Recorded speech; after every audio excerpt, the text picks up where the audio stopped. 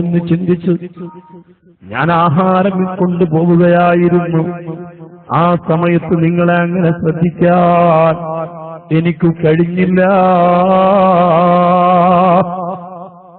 എത്ര പാഠങ്ങൾ ആ സംഭവത്തിൽ നമുക്ക് പഠിക്കാനുണ്ട്. പറഞ്ഞു വരുന്നത് എന്താണ്? സുലൈമാൻ നബി അലൈഹിസ്സലാത്തു വസ്സലാം തങ്ങൾക്ക് അറിയാത്ത ഭാഷകളില്ല. അവിടുത്തെ കോടതിയിൽ പൂച്ചകൾ വരാറുണ്ട്, പക്ഷികൾ വരാറുണ്ട്, ഉറുമ്പുകൾ വരാറുണ്ട്, പക്ഷികൾ തെരുവ് നായകൾ വരാറുണ്ട്. ഓരോരുത്തർക്കും ഓരോരോ പ്രശ്നങ്ങളുമായി. ആ പ്രശ്നങ്ങൾക്കെല്ലാം അവരെ ശരിയായ ഭാഷ മനസ്സിലാക്കി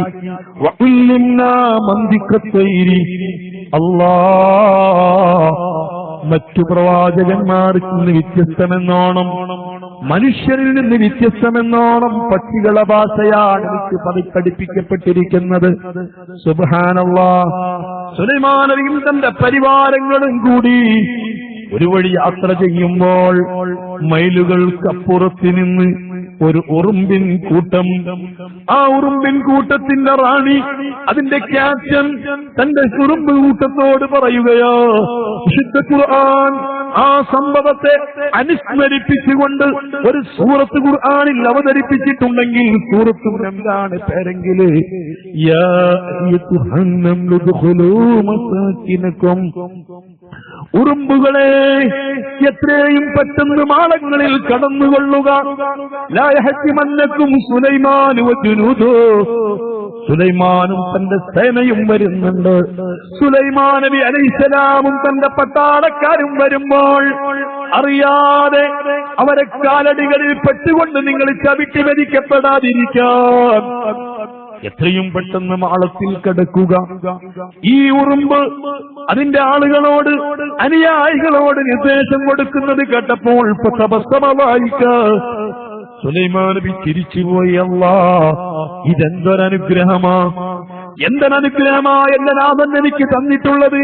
എന്തിനാണ് ഇതൊക്കെ പടച്ച റബ്ബ് തന്നത്? പ്രിയപ്പെട്ട മുസ്ലിമേ, ചിന്തിക്കണം. എന്തിനാ നിനക്ക് പടച്ച റബ്ബ് മക്കളെ തന്നത്? എന്തിനാ പടച്ച റബ്ബ് നിനക്ക് സമ്പത്ത് തന്നത്? എന്തിനാ പടച്ച റബ്ബ് നിനക്ക് ആരോഗ്യം തന്നത്? അല്ലാഹ് നിനക്ക് കഷ്ടങ്ങളില്ല, ദുരിതങ്ങളില്ല, രോഗങ്ങളില്ല, പ്രയാസങ്ങളില്ല, ദാരിദ്ര്യങ്ങളില്ല, സുഖങ്ങൾ മാത്രമേ നിനക്കുള്ളൂ. എന്നാൽ മോനെ, നിന്റെ സുഖമുണ്ടല്ലോ, അനുസരിക്കുന്ന നിന്റെ മക്കളുണ്ടല്ലോ, നിനക്കുള്ള സാമ്പത്തിക സ്രോതസ്സുണ്ടല്ലോ, നീ തൊടുന്നിടത്ത് മുഴുവനും പൊന്നാണ്, നീ ഉദ്ദേശിക്കുന്നത് മുഴുവനും നടക്കുകയാണ്. അല്ലാഹ്, ഒരു ജലദോഷത്തിന്റെ പരിപോലും നിനക്ക് പിടിപെടുന്നില്ല, നിന്റെ മക്കൾക്ക് പിടിപെടുന്നില്ല, നിന്റെ ഭാര്യയ്ക്ക് പിടിപെടുന്നില്ല, പ്രയാസങ്ങളില്ല, ഒരു ബുദ്ധിമുട്ടുകളുമില്ല. ഇതെല്ലാം റബ്ബ് തന്നത് എന്തിനാ ചിന്തിച്ചിട്ടുണ്ടോ? സുലൈമാൻ നബി പറയട്ടെ,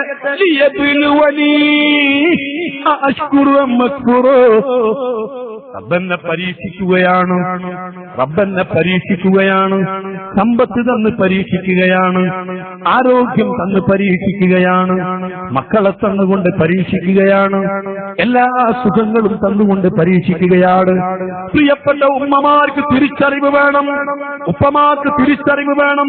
അല്ലാഹുവിന്റെ പരീക്ഷണം എന്ന് പറയുന്നത് രോഗങ്ങൾ നൽകലല്ല, പ്രയാസങ്ങൾ നൽകലല്ല, മക്കളനുസരണക്കേട് കാണിക്കലല്ല, നിനക്ക് ആരോഗ്യപരമായി പ്രശ്നങ്ങൾ ഉണ്ടാവലല്ല, ക്യാൻസർ ഉണ്ടാവലല്ല, അൾസർ ഉണ്ടാവലല്ല, മാരക രോഗങ്ങൾ പിടിപെടലല്ല. അതൊന്നുമില്ലാതെ നല്ല സുഖം, ആരോഗ്യപരമായി ഭയങ്കര ആഫിയത്താണ്. ഒരു ദിവസം പോലും നിനക്കൊരു ബുദ്ധിമുട്ട് വന്നിട്ടില്ല. ഇത് വലിയ പരീക്ഷണമാ, ഇത് വലിയ അല്ലാഹുവിന്റെ വലിയ ഇബ്തിലാ. ലിയബ്ലുവനി അൻ അശ്കുറ അം അക്ഫുറ, അൻ അശ്കുറ അം അക്ഫുറ, ഞാൻ നന്ദി ചെയ്യുമോ, ഞാൻ നന്ദികേട് ചെയ്യുമോ എന്ന് അല്ലാഹു എന്നെ പരീക്ഷിക്കുകയാണ്. ഇതുകൊണ്ടല്ലേ മഹാനായ സുലൈമാൻ നബി അലൈഹിസ്സലാത്തു വസ്സലാമിനെ പോലെ ലോകത്ത് അനുഗ്രഹങ്ങൾ നൽകപ്പെട്ട പ്രവാചകരുണ്ടോ? ഈ ലോകത്ത് ഏറ്റവും വലിയ സ്വാധീനം കൊടുത്തത് സുലൈമാൻ നബി അലൈഹിസ്സലാമിനാണ്. അല്ലാഹ് തന്റെ കൊട്ടാരത്തിന്റെ പരിസരങ്ങൾ മുഴുവനും കോടിക്കണക്കിന് വില പിടിക്കുന്ന രത്നങ്ങളെ കൊണ്ട്, മുത്തുകളെ കൊണ്ട്, പവിഴങ്ങളെ കൊണ്ട് അലങ്കരിച്ചിരുന്നതാ. ചിന്തിക്കാൻ പോലും കഴിയുമോ? പടച്ച റബ്ബ് കൊടുത്തതാണ്. അതുകൊണ്ട് റബ്ബി ഔസിഇനി أن أشكر نعمتك التي أنعمت علي وعلى والدي وأن أعمل صالحا ترضاه وأدخلني برحمتك في عبادك الصالحين. ഈ പ്രാർത്ഥന നമ്മുടെ മനസ്സിലുണ്ടാവണം, എപ്പോഴും ചിന്തിക്കണം.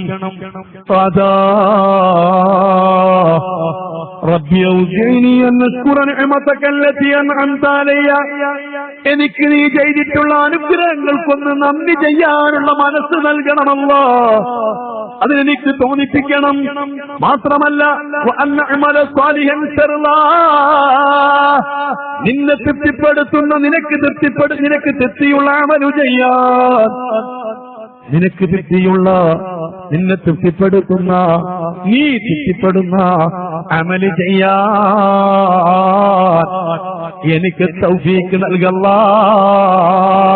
വഅദ്ഖിൽനി ബിറഹ്മതിക ഫീ ഇബാദിക സ്സാലിഹീൻ, നാദാ നിന്റെ അനുഗ്രഹം കൊണ്ട്, റഹ്മത്ത് കൊണ്ട് സൽജനങ്ങളിൽ എന്നെ ഉൾപ്പെടുത്തി തരണമല്ലാ എന്നീ ബഹുമാനപ്പെട്ട സുലൈമാൻ നബി ദുആ ചെയ്തെങ്കിൽ ഈ ദുനിയാവ് പരീക്ഷണത്തിന്റെ ലോകമാണ്. ഇത് പ്രതിഫലത്തിന്റെ ലോകമല്ല. ഒരു സൽക്കർമ്മത്തിനും പൂർണ്ണമായ പ്രതിഫലം നൽകപ്പെടുന്ന ലോകമല്ല. ഒരു ദുഷ്കർമ്മങ്ങൾക്കും തിന്മകൾക്കും പൂർണ്ണമായിട്ട് പ്രതിഫലം നൽകപ്പെടുന്ന ലോകമല്ല.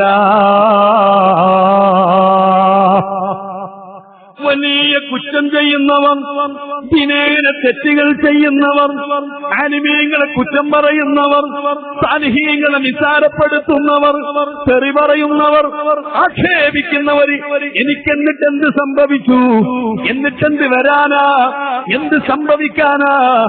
ചിന്തിക്കണ്ട മോനെ, ഞാൻ നിസ്കരിച്ചിട്ടില്ല, ഇന്ന് വരെ നിസ്കരിച്ചിട്ടില്ല, എനിക്കെന്താ കുറവുള്ളത്?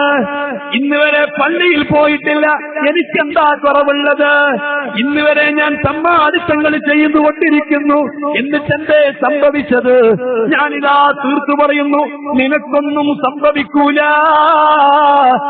ഈ ദുനിയാവ് പ്രതിഫലത്തിന്റെ വീടല്ല.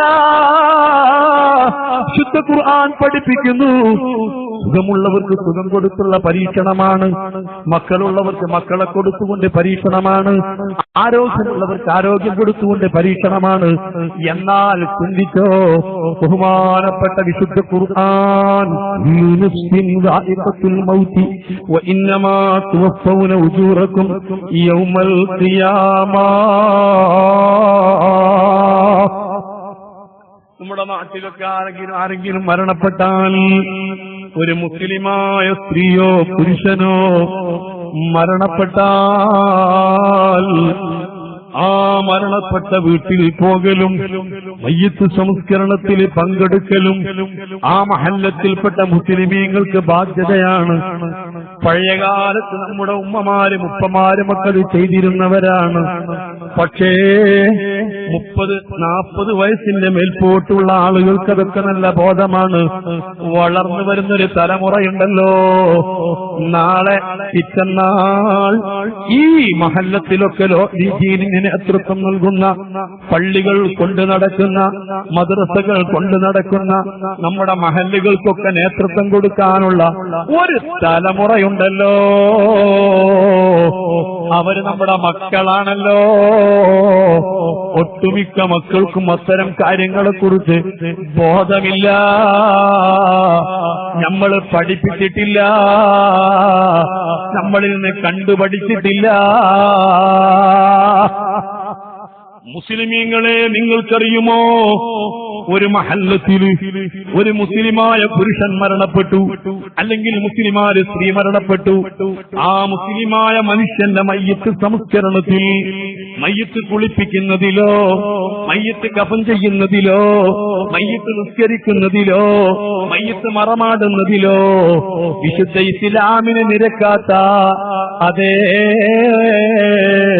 ഹബീബ് മുഹമ്മദുർ റസൂലുള്ളാഹി സ്വല്ലല്ലാഹു അലൈഹി വസല്ലമ തങ്ങൾ പഠിപ്പിച്ചിട്ടുള്ള ഒരു മയ്യിത്ത് പരിപാലന രീതിയുണ്ട്. ആ മയ്യിത്ത് പരിപാലന രീതിയിൽ നിന്ന് എന്തെങ്കിലും തെറ്റുപറ്റിയാൽ ആരാണതിന് ഉത്തരവാദി? ആ മയ്യിത്ത് സംസ്കരണത്തിൽ പങ്കെടുത്തവര് മാത്രമാകുമോ? ആ മഹല്ലത്തിലെ ഖതീബ് മാത്രമാകുമോ? അല്ല അല്ല, ആ മഹല്ലത്തിൽ പ്രായപൂർത്തിയെത്തിയിട്ടുള്ള മുഴുവൻ പുരുഷന്മാരും അതിന് ഉത്തരവാദികളാ. ഞാൻ ആ മരിച്ചയിടത്ത് പോയിട്ടില്ല, ഞാൻ ആ നിസ്കാരത്തിൽ പങ്കെടുത്തിട്ടില്ല, ഞാൻ ആ മയ്യിത്ത് കുളിപ്പിച്ചതറിഞ്ഞിട്ടില്ല, ആ ഭാഗത്തേക്ക് ചിന്തിച്ചിട്ടില്ല. നിന്റെ ബാധ്യത തീരൂല, ഉത്തരവാദിത്വത്തിൽ നിന്ന് ഒഴിവാകുന്നതല്ല. എന്തെല്ലാം കാര്യങ്ങൾ മുസ്ലിം ഉമ്മത്ത് മറന്നുപോയി. പഴയ കാലത്ത് മഹല്ലത്തിലെ മുസ്ലിമായ മനുഷ്യൻ മരണപ്പെട്ടാൽ അന്ന് മറ്റ് മുസ്ലിമീങ്ങൾ ജോലിക്ക് പോകലില്ല, അന്ന് സമീപത്തുള്ള കടകൾ തുറക്കലില്ല, അന്നാരും വേറെ ഏർപ്പാടിന് പോകലില്ല. കാരണം ഒരു മുസ്ലിമായ മനുഷ്യൻ സ്ത്രീയാവട്ടെ പുരുഷനാവട്ടെ മരിച്ചിട്ടുണ്ടെങ്കിൽ ആ മയ്യിത്ത് സംസ്കരണത്തിൽ പങ്കെടുക്കുന്ന അത്ര പുണ്യമുള്ള ഒരമല് അന്നത്തെ ദിവസം വേറെയില്ല. ഇന്നാരാ മരിച്ചിടത്ത് പോകുന്നത്? ഒരുപക്ഷെ അടുത്ത ബന്ധുക്കള്, അടുത്ത കുടുംബങ്ങള്, അല്ലെങ്കിൽ അയൽവാസികള്, അല്ലെ അടുത്ത സുഹൃത്തുക്കള്. അതേ സമയത്ത് ഒരു മുസ്ലിമാണെന്ന പരിഗണന വെച്ചുകൊണ്ട് മരിച്ചിടത്ത് പോകുന്നത് പതിവുണ്ടോ? ഉമ്മത്ത് മറന്നില്ലേ? 40 അതിനപ്പുറവും പ്രായമുള്ള ആളുകൾ പോകുന്നുണ്ടെങ്കിൽ തന്നെ നമ്മുടെ മക്കളോടത് നമ്മൾ ശീലിപ്പിച്ചിട്ടുണ്ടോ? മക്കൾക്കത് പകർന്നു കൊടുത്തിട്ടുണ്ടോ? മക്കൾക്ക് ഒരു ചിന്തയുണ്ടോ? പറഞ്ഞു വരുന്നത് ആ മയ്യിത്ത്, ഒരു മയ്യിത്ത് കൊണ്ടുവന്ന് ഖബറിൽ വെച്ചാല് ആ മയ്യിത്തൊക്കെ മറവ് ചെയ്ത ശേഷം ഒരാൾ, ഒരു ഖതീബോ അല്ലെങ്കിൽ മുഅദ്ദിനോ അല്ലെങ്കിൽ സമാനമായ ആളുകളോ ആ മറവ് ചെയ്യപ്പെട്ട മയ്യിത്തിന്റെ സമീപത്തിരുന്നു കൊണ്ട് അഭിമുഖമായിട്ട് ഇരിക്കും പ്രകാരത്തിൽ ഇരുന്നു കൊണ്ട് ഓതുന്നത് കേൾക്കലില്ലേ? കുല്ലു നഫ്സിൻ ദാഇഖത്തുൽ മൗതി വഇന്നമാ തുവഫൗന ഉജൂറകും യൗമൽ ഖിയാമ. എന്താണ്, ആരോടാണിത് ഓതുന്നത്? സഹോദരന്മാരെ, ചിലരോ ധരിച്ചിട്ടുണ്ട് ഇത് ഖബറിൽ കിടക്കുന്ന മയ്യിത്തിനോടാണ്. അല്ല അല്ല, ഖബറിൽ കിടക്കുന്ന മയ്യിത്തിനോടല്ല ഓതിക്കൊടുക്കുന്നത്.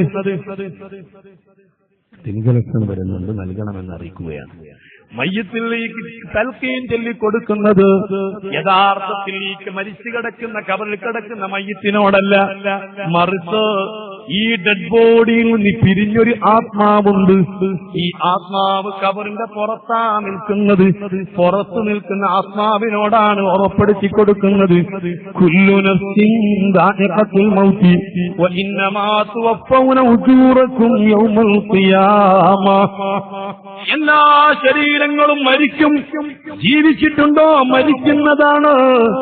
മനുഷ്യർ, മലക്കുകൾ, ജിന്നുകൾ, എല്ലാ ജീവജാലങ്ങളും മരിക്കും.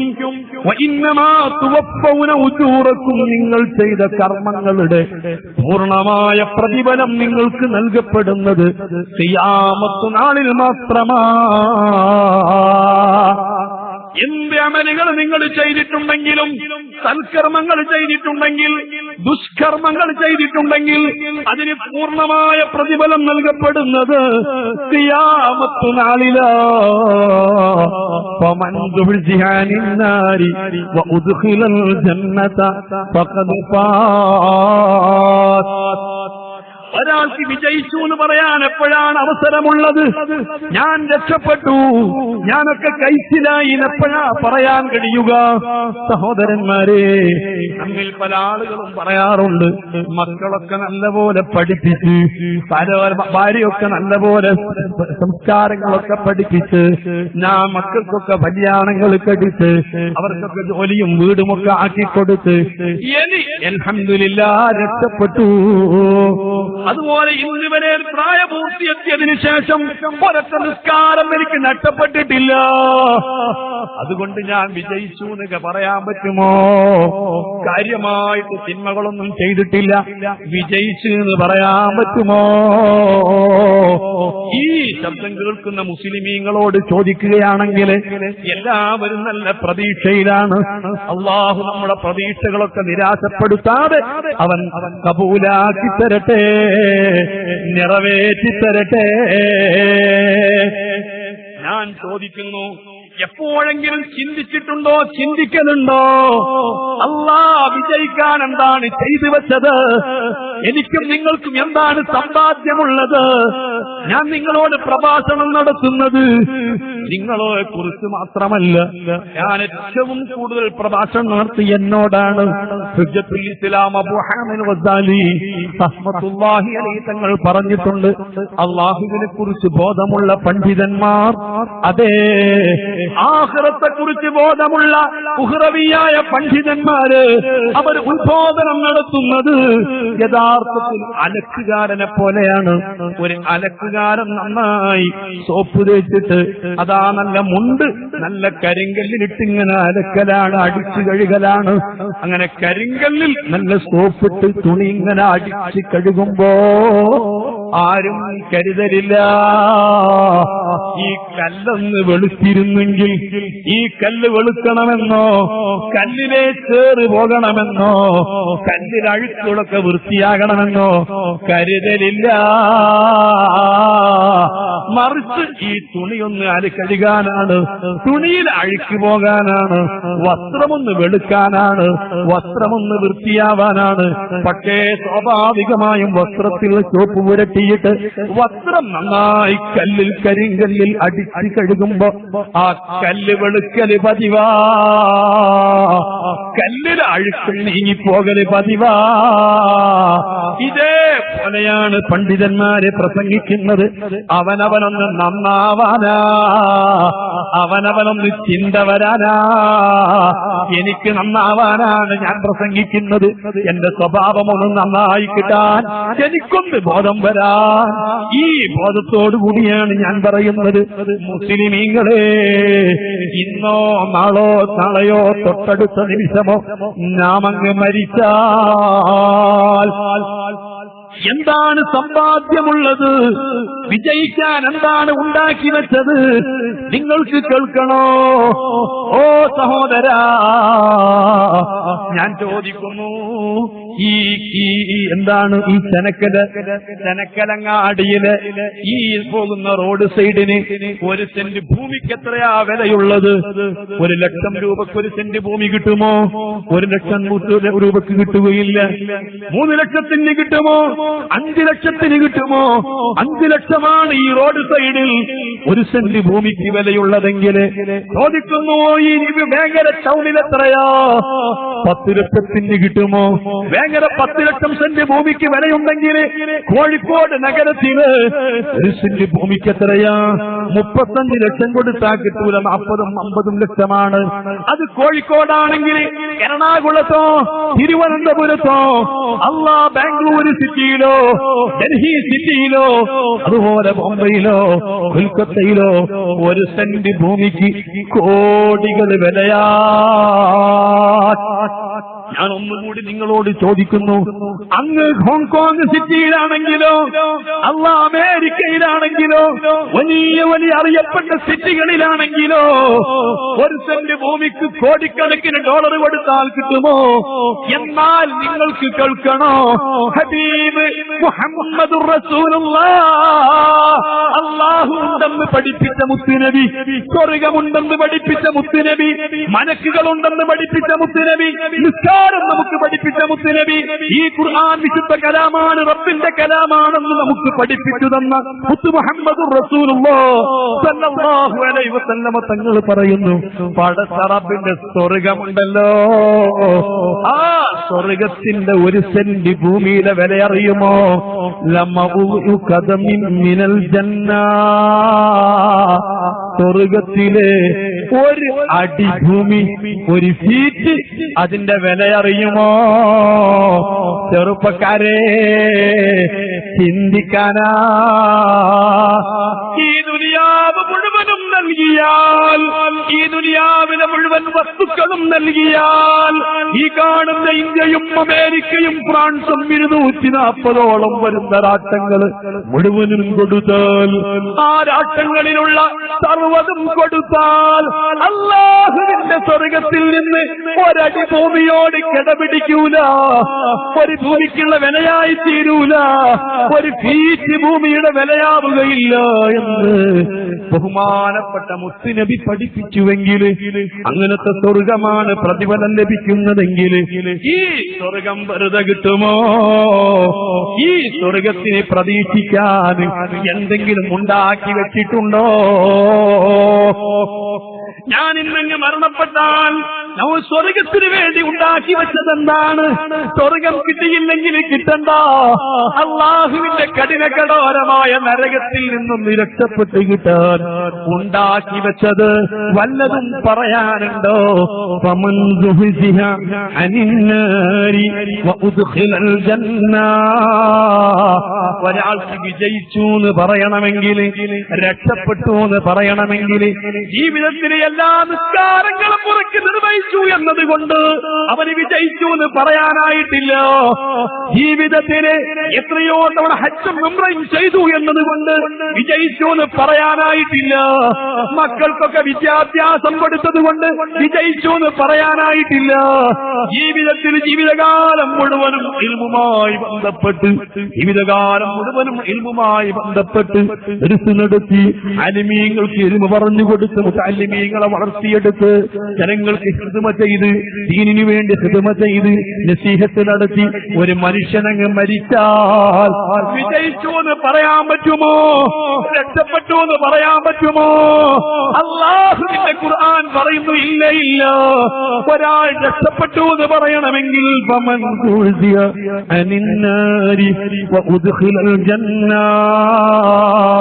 ഫഖദ് ഫാസ്.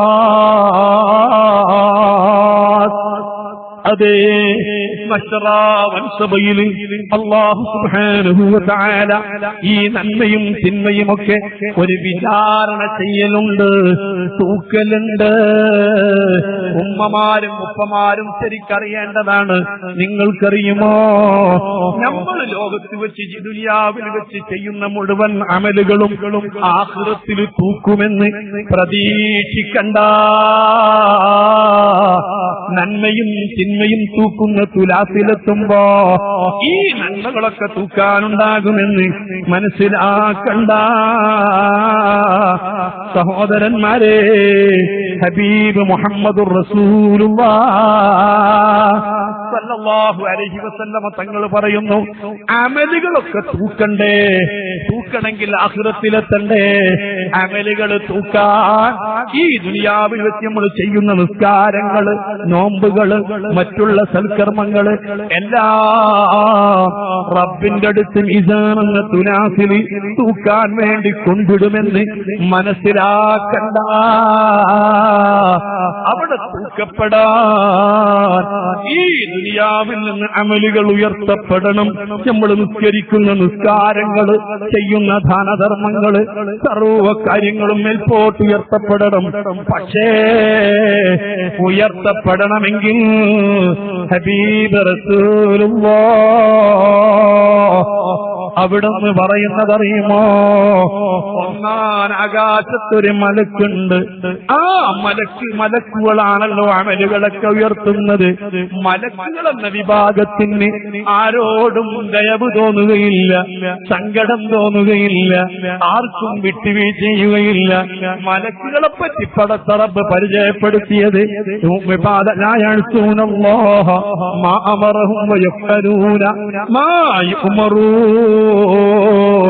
കൽപ്പിക്കപ്പെട്ട കാര്യങ്ങൾ കൃത്യമായിട്ട് ചെയ്യുന്നവരാണ്. തീരെ റബ്ബിന്റെ കൽപ്പനക്കെതിരി ചെയ്യൂല.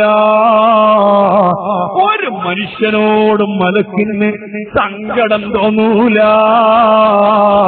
വേദന തോന്നൂല, പാപം തോന്നൂല.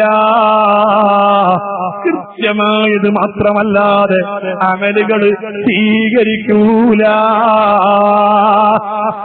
ഈ പള്ളിയിൽ ഒരു പാവപ്പെട്ട മനുഷ്യൻ എത്രയോ പാടുപെട്ടാണ് അയാൾ പള്ളിയിലേക്ക് നിസ്കരിക്കാൻ വേണ്ടി നടന്നു വന്നത്. പച്ച വളഞ്ഞു കുത്തി പ്രയാസപ്പെട്ടുകൊണ്ട് നടന്നു വന്ന മനുഷ്യനാണ്. അയാൾക്ക് നിസ്കരിക്കാൻ എന്തൊരു പ്രയാസമാണ്. അല്ലാഹ് ശരിക്കും നിവർന്നിക്കാൻ അയാളെ കൊണ്ട് കഴിയൂല. അങ്ങനെ വളരെ പ്രയാസപ്പെട്ടുകൊണ്ട് പള്ളിയിൽ വന്ന് നിസ്കരിക്കുന്നു. നിസ്കരിക്കുന്ന സമയത്ത് അയാളെ കൽബിൽ അല്ലാഹു എന്ന ചിന്തയൊന്നു മാത്രമാണ്. അയാൾ മനസ്സുരുകിയിട്ട് പ്രാർത്ഥിക്കുന്നു വളരെ ആത്മാർത്ഥതയാ. പക്ഷേ ആ നിസ്കരിക്കുന്ന മനുഷ്യന്റെ തുളിക്ക് ചെറിയൊരു ഓട്ടുണ്ടെന്ന് സങ്കല്പിച്ചോ, അല്ലെ അല്പം നജസുണ്ട് എന്ന് സങ്കല്പിച്ചോ. നമ്മൾ പഠിച്ച നിസ്കാരം സഹിഹാദിനെതിരായ എന്തെങ്കിലും ഒരു കുറവയാള നിസ്കാരത്തിനുണ്ടെങ്കിൽ ഇത്ര പാവപ്പെട്ട മനുഷ്യനല്ലേ, സാധുവല്ലേ, വല്ലാത്ത ഖൗഫുള്ള ആളല്ലേ എന്ന് കരുതി മലക്കുകൾ അത് സ്വീകരിക്കൂല, അതങ്ങ് മേൽപോട്ടുയർത്തൂല. വളരെ കൃത്യമായി കാര്യങ്ങൾ ചെയ്യുന്നവരാണ് റബ്ബിന്റെ മലക്കുകൾ കേട്ടോ. ഒരാളോടും ഇളവ് ചെയ്യുന്ന പണിയില്ല, ഒരാളോടും സങ്കടമില്ല. അതേ സമയത്ത് ഈ അമലുകളൊക്കെ മേൽപോട്ടുയർത്താൻ ഒരുപാട് നിബന്ധനകളുണ്ട്. അതിലൊന്നാമത്തൊരു നിബന്ധനയാണ് ഹബീബ് റസൂലുള്ളാഹ്. അതേ രാവിലെയും വൈകുന്നേരവുമൊക്കെ നമ്മുടെ നിസ്കാരങ്ങളും മറ്റു ആരാധനയും പങ്കെടുക്കുന്ന മലക്കുകൾ മേൽപോട്ടുയർത്തുമ്പോ ആകാശ ലോകത്തൊരു മലക്കുണ്ട്. ആ മലക്കിനൊരൊറ്റ ഡ്യൂട്ടിയേ ഉള്ളൂ. ഏതൊരു അമലുമായിട്ട് മേൽപോട്ടുയർത്തപ്പെടുമ്പോ ഈ അമല് ചെയ്ത വ്യക്തിയുടെ നാവ് ശരിയുണ്ടോ, കളവ് പറയുന്നവനാണോ, അത് മാത്രം പരിശോധിക്കുന്ന മലക്കുകളുണ്ട്. അതേ കളവ് പറയുന്ന മനുഷ്യന്റെ അമലുകൾ മേൽപോട്ടുയർത്തപ്പെടൂല. ഗീബത്ത് പറയുന്ന മനുഷ്യന്റെ അമല് മേൽപോട്ടുയർത്തപ്പെടൂല. നാവുകൊണ്ട് അശ്ലീലം പറയുന്നവന്റെ അമല് മേൽപോട്ടുയർത്തപ്പെടൂല. നിസ്കരിച്ച നിസ്കാരമൊക്കെ മേൽപോട്ടുയർത്തുമെന്ന് കരുതിയിട്ട് കാത്തു നിൽക്കണ്ട. അതേ സമയത്ത് ഒരൊറ്റ സംഭവം നിങ്ങളെ ശ്രദ്ധയിൽപ്പെടുത്തുകയാണ്. മഹാനായ അബ്ദുല്ലാഹി ഇബ്നു മസ്ഊദ് റളിയല്ലാഹു അൻഹു വളരെ പൊക്കം കുറഞ്ഞൊരു സ്വഹാബിയാണ്, തടി കുറഞ്ഞ സ്വഹാബിയാണ്, ശരീരം ഊതിയാൽ പാറുന്ന പരുവത്തിലാണ്. ഹബീബ് സല്ലല്ലാഹു അലൈഹി വസല്ലമ തങ്ങൾ ഏത് ഖുർആനായത്തിറങ്ങിയാലും ആദ്യം അവിടെ ഓതിക്കൊടുത്തിരുന്നത് അബ്ദുല്ലാഹി ഇബ്നു മസ്ഊദ് തങ്ങൾക്കാണ്. ബഹുമാനപ്പെട്ട അബ്ദുല്ലാഹി ഇബ്നു മസ്ഊദ് റളിയല്ലാഹു അൻഹു അതാ പള്ളിയിലോ മറ്റ് സദസ്സിൽ എഴുന്നേറ്റ് നിന്നുകൊണ്ട് വിശുദ്ധ ഖുർആൻ ആയത്ത് ഓതിയാൽ എല്ലാവരും അത് ശ്രദ്ധിക്കുമായിരുന്നു. ഒരു വേള ശത്രുക്കൾ വരെ പാറകൾക്കും ബിൽഡിങ്ങുകൾക്കും വൃക്ഷങ്ങൾക്കും അപ്പുറത്തൊളിഞ്ഞിരുന്ന് ഇബ്നു അബ്ബാസ് തങ്ങളുടെ വിശദീകരണം ശ്രദ്ധിക്കുമായിരുന്നു.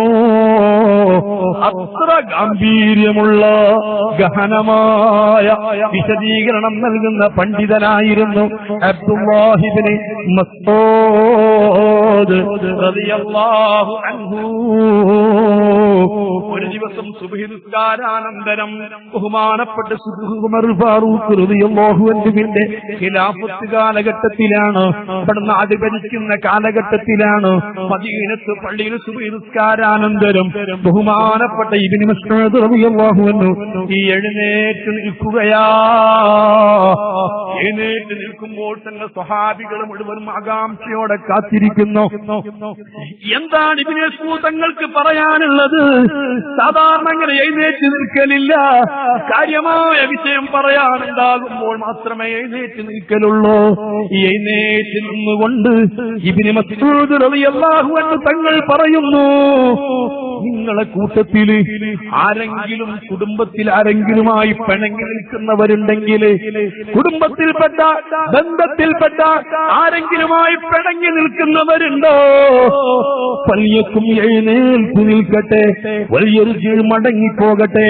ബഹുമാനപ്പെട്ടവർ അവിടുന്ന് പറയുകയാണ്, കുടുംബത്തിൽ ആരെങ്കിലും ജ്യേഷ്ഠാനുജന്മാരുമായി, മാതാപിതാക്കളുമായി, ഭാര്യ കുടുംബക്കാരുമായി ഇങ്ങനെ ആരെങ്കിലും ബന്ധമില്ലാത്തവരുണ്ടെങ്കിൽ, കുടുംബബന്ധം മുറിച്ചവരുണ്ടെങ്കിൽ, ബന്ധമില്ലാത്തവരുണ്ടെങ്കിൽ, പിണങ്ങി നിൽക്കുന്നവരുണ്ടെങ്കിൽ മടിച്ചു നിൽക്കണ്ട, അറച്ചു നിൽക്കണ്ട, രക്ഷിക്കേണ്ടതില്ല, എഴുന്നേറ്റ് തിരിച്ചു പോകട്ടെ. ഇബ്നു മസ്ഊദ് റളിയല്ലാഹു അൻഹുവിന്റെ ഗർജനം, സഹാബത്തൊക്കെ മുഖത്തോട് മുഖം നോക്കുന്നു. എന്തേ ഇത്? അല്ലാഹ് രണ്ടാമത് അതിനേക്കാൾ ഗൗരവത്തിൽ പറയുകയാ, എന്തേ എഴുന്നേൽക്കുന്നില്ലേ?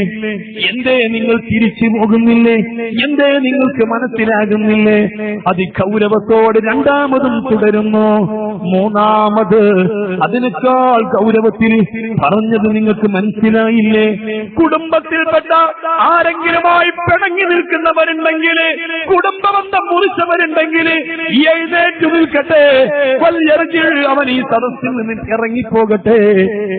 ബഹുമാനപ്പെട്ട ഇബ്നു മസ്ഊദ് തങ്ങൾ പറഞ്ഞപ്പോ ഒരു സ്വഹാബി എഴുന്നേറ്റുകൊണ്ട്, ഇബ്നു മസ്ഊദ് നിങ്ങളെന്താണ് ഇങ്ങനെ പറയുന്നത്? ഞങ്ങൾക്ക് മനസ്സിലാകുന്നില്ല, നിങ്ങളെ ഗൗരവം ഞങ്ങൾക്ക് മനസ്സിലാകുന്നില്ല. എന്തുദ്ദേശിച്ചാ പറയുന്നത്? ഇബ്നു മസ്ഊദ് റളിയല്ലാഹു അൻഹു തങ്ങൾ പറയുന്നു, അതേ കുടുംബബന്ധം മുറിച്ചവർ, ബന്ധങ്ങൾ വിലക്കി ചേർക്കാത്തവർ, ബന്ധം വിച്ഛേദിച്ചവർ, വ്യക്തിപരമായ കാര്യങ്ങൾക്ക് വേണ്ടി, സ്വാർത്ഥ താല്പര്യങ്ങൾക്ക് വേണ്ടി, അല്ലാഹുവിന്റെ ദീനിന് വേണ്ടിയല്ല, മുത്തുനബിയെ ഓർത്തുകൊണ്ടല്ല, ദീനീപരമായ കാര്യങ്ങൾക്കല്ല, വ്യക്തിപരമായ കാര്യങ്ങൾക്ക് വേണ്ടി ബന്ധം മുറിച്ച ആരെങ്കിലും ഈ സദസ്സിലുണ്ടെങ്കിൽ എഴുന്നേൽക്കുക. അവരുടെ ഒരു അമലും മേൽപോട്ടുയർത്തപ്പെടൂല, സ്വീകരിക്കപ്പെടൂല. എന്തിനാണ് നിസ്കരിക്കുന്നത്? എന്തിനാണ് നോമ്പെടുക്കുന്നത്? എന്തിനാണ് ധർമ്മം കൊടുക്കുന്നത്? എന്തിനാ സദഖ ചെയ്യുന്നത്? എന്തിനാണ് മറ്റ് ദിക്റ് ചൊല്ലുന്നത്? കുടുംബബന്ധം മുറിച്ചവന്റെ ഒരു അമലും മേൽപോട്ട് ഉയർത്തപ്പെടൂല. നന്മതിന്മകൾ തൂക്കപ്പെടുമ്പോ നന്മയുടെ തുലാസിലുണ്ടാകുമെന്ന് പ്രതീക്ഷിച്ചു നിൽക്കണ്ട. അതെ, എത്രയെത്ര സഹോദരന്മാരുണ്ട്, സഹോദരിമാരുണ്ട്, ഉമ്മയുമായി അകന്നു കഴിയുന്നവർ, ഉപ്പയുമായിട്ട് അകന്നു കഴിയുന്നവർ, മക്കളുമായിട്ട് പിണങ്ങി നിൽക്കുന്നവർ, അഞ്ചന്മാരുമായി പിണങ്ങി നിൽക്കുന്നവർ, പെങ്ങന്മാരുമായിട്ട് പിണങ്ങി നിൽക്കുന്നവർ, ജേഷ്ഠാനുജത്തിമാര് തമ്മിൽ ബന്ധമില്ലാത്തവർ, നാത്തൂന്മാരുമായിട്ട് തെറ്റി നിൽക്കുന്നവർ, അമ്മായിമ്മയോട് പോരി വെച്ച് നിൽക്കുന്നവർ, മരുമക്കളോട് കുയിന്തി വെച്ച് നിൽക്കുന്നവർ, ഉമ്മമാരെ നിങ്ങളുടെ ഒരു അമലും മേൽപോട്ട് ഉയർത്തപ്പെടുന്നില്ല. എത്രയെത്ര അമ്മാനുമ്മമാരാ കാലത്തെഴുന്നേറ്റത്താതെ സുബഹിന്റെ മുമ്പ് എഴുന്നേറ്റ് തഹജ്ജുദ് നിസ്കരിച്ച് അതിനുശേഷം സുബഹി നിസ്കാരം നിർവഹിച്ച് രാവിലെ വരെ ഖുർആൻ ഓതി, നൂറുകണക്കിന് ദിക്റുകൾ ചൊല്ലി, ദാനധർമ്മങ്ങൾ നടത്തി, സർവ്വ ആലിമീങ്ങൾക്കും ഭക്ഷണം കൊടുത്ത്, മുതഅല്ലിമീങ്ങളെ സ്നേഹിച്ച് വലിയ വലിയ പ്രതീക്ഷയുമായി നിൽക്കുന്ന ഉമ്മമാരില്ലേ, പറയാതിരിക്കാൻ പറ്റുമോ? നിങ്ങളെ തുലാസിൽ തൂക്കുമെന്ന് പ്രതീക്ഷിക്കണ്ട. ആരാ നിങ്ങൾക്ക് അല്ലാഹു ഉണ്ടെന്ന് പഠിപ്പിച്ചു തന്നത്? ആരാണ് ഈ ഖുർആൻ അല്ലാഹുവിന്റെ കലാമാണെന്ന് പഠിപ്പിച്ചു തന്നത്? ആരാ നിങ്ങൾക്ക് ഈ സൽക്കർമ്മങ്ങളൊക്കെ പഠിപ്പിച്ചു തന്നത്? മുത്തുനബിയല്ലേ, ആ ഹബീബ് പറഞ്ഞതല്ലേ. അതേ, നിങ്ങൾ ഹജ്ജിന് പോയിട്ടെന്താ? നിങ്ങൾ ഉംറയ്ക്ക് പോയിട്ടെന്താ? നിങ്ങൾ മറ്റ് പ്രാർത്ഥന നടത്തിയിട്ടെന്താ? കുടുംബബന്ധം മുറിക്കുന്നവന്റെ പ്രാർത്ഥന, കുടുംബബന്ധം മുറിക്കുന്നവന്റെ അമലുകള് മേൽപോട്ടുയർത്തൂല. അതുകൊണ്ട് പറഞ്ഞതാ. ഇബ്നു മസ്ഊദ് തങ്ങൾ പറയുന്നു, ഹബീബ് മുത്തുനബി പറഞ്ഞിട്ടില്ലേ, കുടുംബബന്ധം മുറിച്ച ഒരാൾ ഈ സദസ്സിലുണ്ടെങ്കിൽ എഴുന്നേറ്റ് പോവുക, ഞാൻ ദുആ ചെയ്യാൻ പോവുകയാ. ഹബീബ് സല്ലല്ലാഹു അലൈഹി വസല്ലമ തങ്ങൾ വിവരിച്ചു. പറയാൻ കാരണം എന്താണെന്നറിയോ? ഇന്നല്ലാഹ ലാ യർഹമു ഖൗമൻ ഫീഹിം ഖാതിഉ റഹിമിൻ. അല്ലാഹ് ഇൽമിന്റെ മജ്‌ലിസിൽ ഒരുമിച്ച് കൂടിയ മുഅ്മിനീങ്ങളാ, മുഅ്മിനാത്തുകളാ, പ്രാർത്ഥനയുടെ സദസ്സിൽ ഒരുമിച്ച് കൂടിയവരാ, പ്രാർത്ഥിക്കാൻ വളരെ താല്പര്യത്തോടുകൂടി വന്നവരാ. ഞാൻ പറയാതിരിക്കാൻ പറ്റുമോ? ഒരു കുടുംബബന്ധം മുറിച്ച ഒരാൾ കൂട്ടത്തിലുണ്ടെങ്കിൽ അവന്റെ ദുആക്ക് ഇജാബത്തില്ല.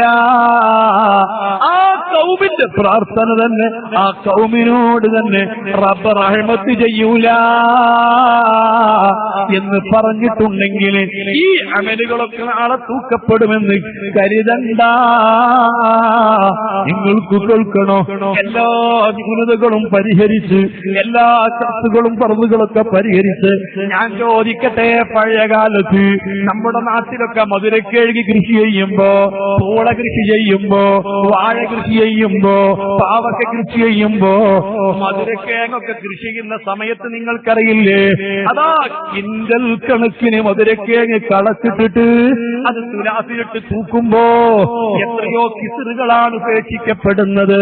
തട്ടി കുറഞ്ഞതിനെ ഉപേക്ഷിക്കപ്പെടുന്നു.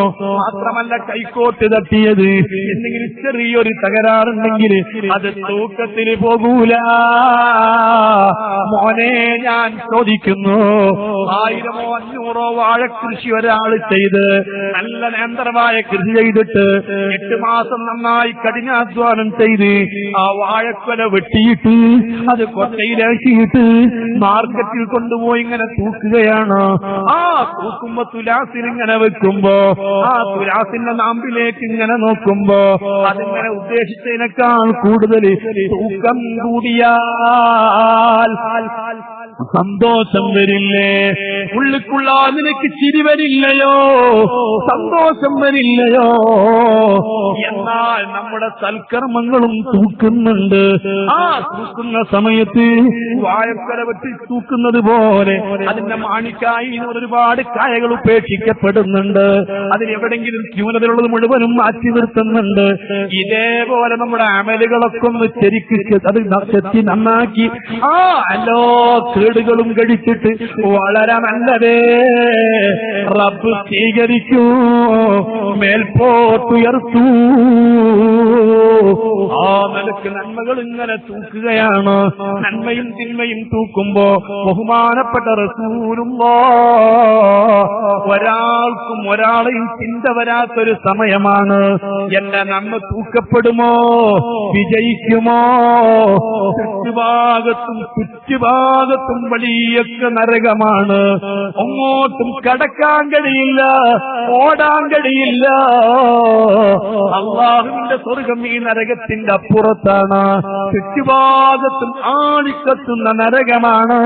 അത് വിവരിക്കാനോ ഈ സമയത്ത് കഴിയില്ല. മാത്രമല്ല, ഈ അമലിങ്ങനെ തൂക്കുമ്പോ മലക്കുകളാണ് സമീപത്തുള്ളത്. രാജാതിരാജാ റബ്ബിന്റെ മുൻപിലാണ്.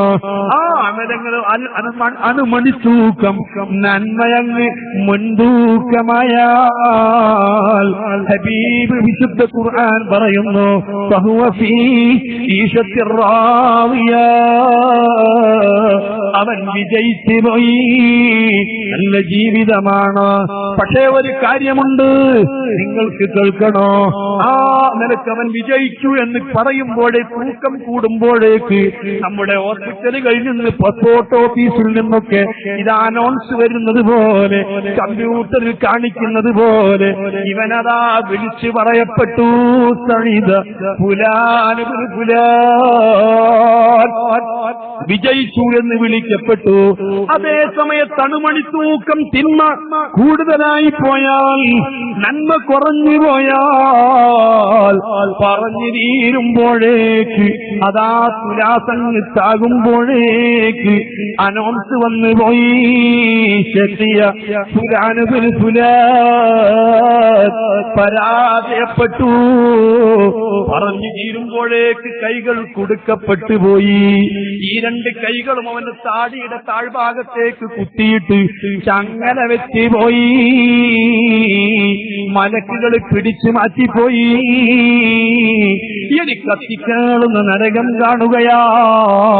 ആ സമയത്ത് നിങ്ങൾക്കറിയുമോ, ഏതൊരു മനുഷ്യനും ഈ നന്മയും തിന്മയും തൂക്കുമ്പോ അതെ ആരെയും ഓർക്കൂല.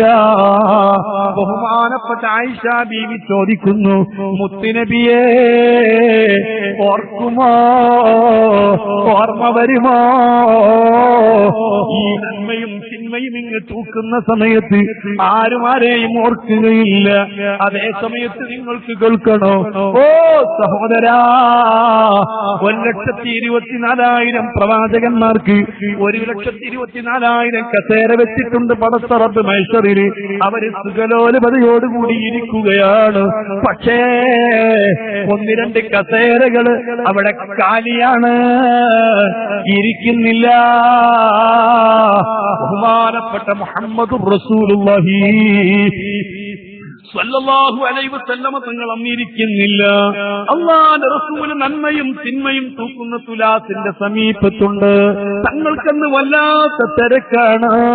ഹബീബ് പഠിപ്പിക്കുകയാ, ഞാനൊന്ന് എന്റെ അമ്പിയാക്കളോടൊന്നിച്ച്, എന്റെ സഹോദരന്മാരോടൊന്നിച്ച്, അമ്പിയാക്കളോടൊന്നിച്ച് ഇരുന്നു കൊണ്ട് കുശലം പറഞ്ഞാല് എന്റെ ഉമ്മത്തിൽപ്പെട്ട ഏതെങ്കിലും പാവപ്പെട്ട മനുഷ്യന് സബാരിയത്ത് എന്ന മലക്കുകൾ പിടിച്ചുകൊണ്ട് പോകുമ്പോ ശ്രദ്ധയിൽപ്പെട്ടില്ലെങ്കിലോ ഹബീബം ഇരിക്കുന്നില്ല.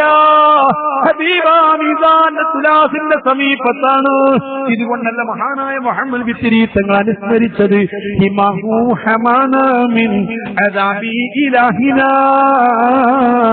ഫലാ നാദിറുൻ ഇല്ലാ ഇലൈഹി തമൂഹു. അന്ന് എല്ലാ കണ്ണുകളും മുത്തുനബിന്റെ മുഖത്തേക്കാണ്. നന്മ തിന്മ തൂക്കുമ്പോ ഹബീബിലേക്ക് നോക്കാത്തവരില്ല, ഹബീബിനെ ശ്രദ്ധിക്കാത്തവരില്ല. ഹബീബെങ്ങാനും തിരിച്ചൊന്ന് നോക്കിയാൽ, ഹബീബെങ്ങാനും ഒന്ന് പരിഗണിച്ചാൽ, ഹബീബെങ്ങാനും നമ്മോട് അനുഗ്രഹം കൊണ്ടൊന്ന് തിരിച്ചു നോക്കിയാൽ, ഇതിനുവേണ്ടി സർവ്വ കണ്ണുകളും മുത്തുനബിയിലേക്ക് ഉയരുകയാണ്. ആ സമയത്തൊരു പാവപ്പെട്ട മനുഷ്യൻ അവന്റെ നന്മയും തിന്മയും നോക്കുമ്പോ വളരെ കുറഞ്ഞ ഒരു സ്വല്പം അമല് കുറഞ്ഞുപോയി. അപ്പോഴേക്ക് മലക്കൾ അവന്റെ കൈകൾ കുടുക്കിയിട്ട് കഴുത്തിലേക്ക് ബന്ധിപ്പിച്ച് മാറ്റി നിർത്തിപ്പോയി. പൊട്ടിക്കരയുന്നു ആദം നബി അലൈഹിസ്സലാം. ഇതെല്ലാം കണ്ടുകൊണ്ട് സമീപത്ത് നിൽക്കുന്നുണ്ട്. മലക്കുകളോട് പറയുന്നു, മലക്കുകളെ പാവമാണ്, അവൽപ്പം അമലല്ലേ കുറവുള്ളൂ. ഓ പ്രിയപ്പെട്ട മുസ്ലിമേ, എന്താ മനസ്സിലാക്കിയത്? ബഹുമാനപ്പെട്ട മുസ്ലിം പറയുന്നു, അരവെള്ളിക്ക് വേണ്ടി, അരനാണയത്തിന് വേണ്ടി, അരക്കില്ലിക്കാശിന് വേണ്ടിയിട്ട് 700 കൊല്ലത്തെ ഇബാദത്ത് വേണ്ടി വരുമെന്ന് അല്ലാഹുവിന്റെ റസൂൽ പഠിപ്പിച്ചെങ്കിൽ, ആഖിറമുണ്ടെന്ന് പഠിപ്പിച്ച മുത്തുനബി, നാം ഒരു മനുഷ്യനുമായിട്ട് സാമ്പത്തിക ബാധ്യതയുണ്ട്, അരക്കാശിന്റെ ബന്ധമാണുള്ളത്, അരക്കാശിന്റെ കടമാണുള്ളത്, അരക്കാശിന്റെ ബാധ്യതയാണുള്ളത്.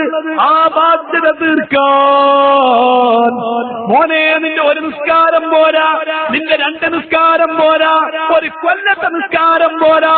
അല്ലാഹുവിന്റെ റസൂൽ പഠിപ്പിച്ചു, മോനെ അരക്കാശിന്റെ ബാധ്യത ഒരാൾക്ക് നീ തീർക്കണമെങ്കിൽ, അതിനുള്ള അമൽ നീ കൊടുക്കണമെങ്കിൽ 700 കൊല്ലത്തെ ഇബാദത്ത് കൊടുത്താൽ അതിനോട് തുല്യമാകുമോ? മോനെ നീ എത്ര കൊടുക്കാനുണ്ട്, ആർക്കൊക്കെ കൊടുക്കാനുണ്ട്? ഞാൻ ആ ഭാഗത്തേക്ക് വരുന്നേ ഉള്ളൂ. ഹബീബ് മുത്ത് റസൂലുള്ളാഹ് സല്ലല്ലാഹു അലൈഹി വസല്ലമ തങ്ങൾ അടുത്തേക്ക് ചെല്ലുകയാണ്. ആര്? ആദം നബി അലൈഹിസ്സലാം. അല്ലാഹുവിന്റെ മലക്കുകൾ ആദം നബിയെ പരിഗണിക്കുന്നില്ല. ആദം നബി അലൈഹിസ്സലാത്തു വസ്സലാം തങ്ങൾ പറയുന്നത് ഉൾക്കൊള്ളുന്നില്ല.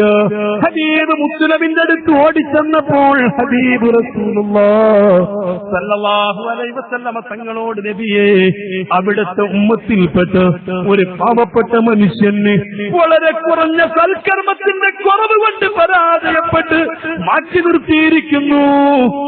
തങ്ങളൊന്ന് ചെന്നാലും തങ്ങളൊന്ന് ഇടപെട്ടാലും അല്ലാഹുവിന്റെ റസൂൽ ഓടി വരുന്നു.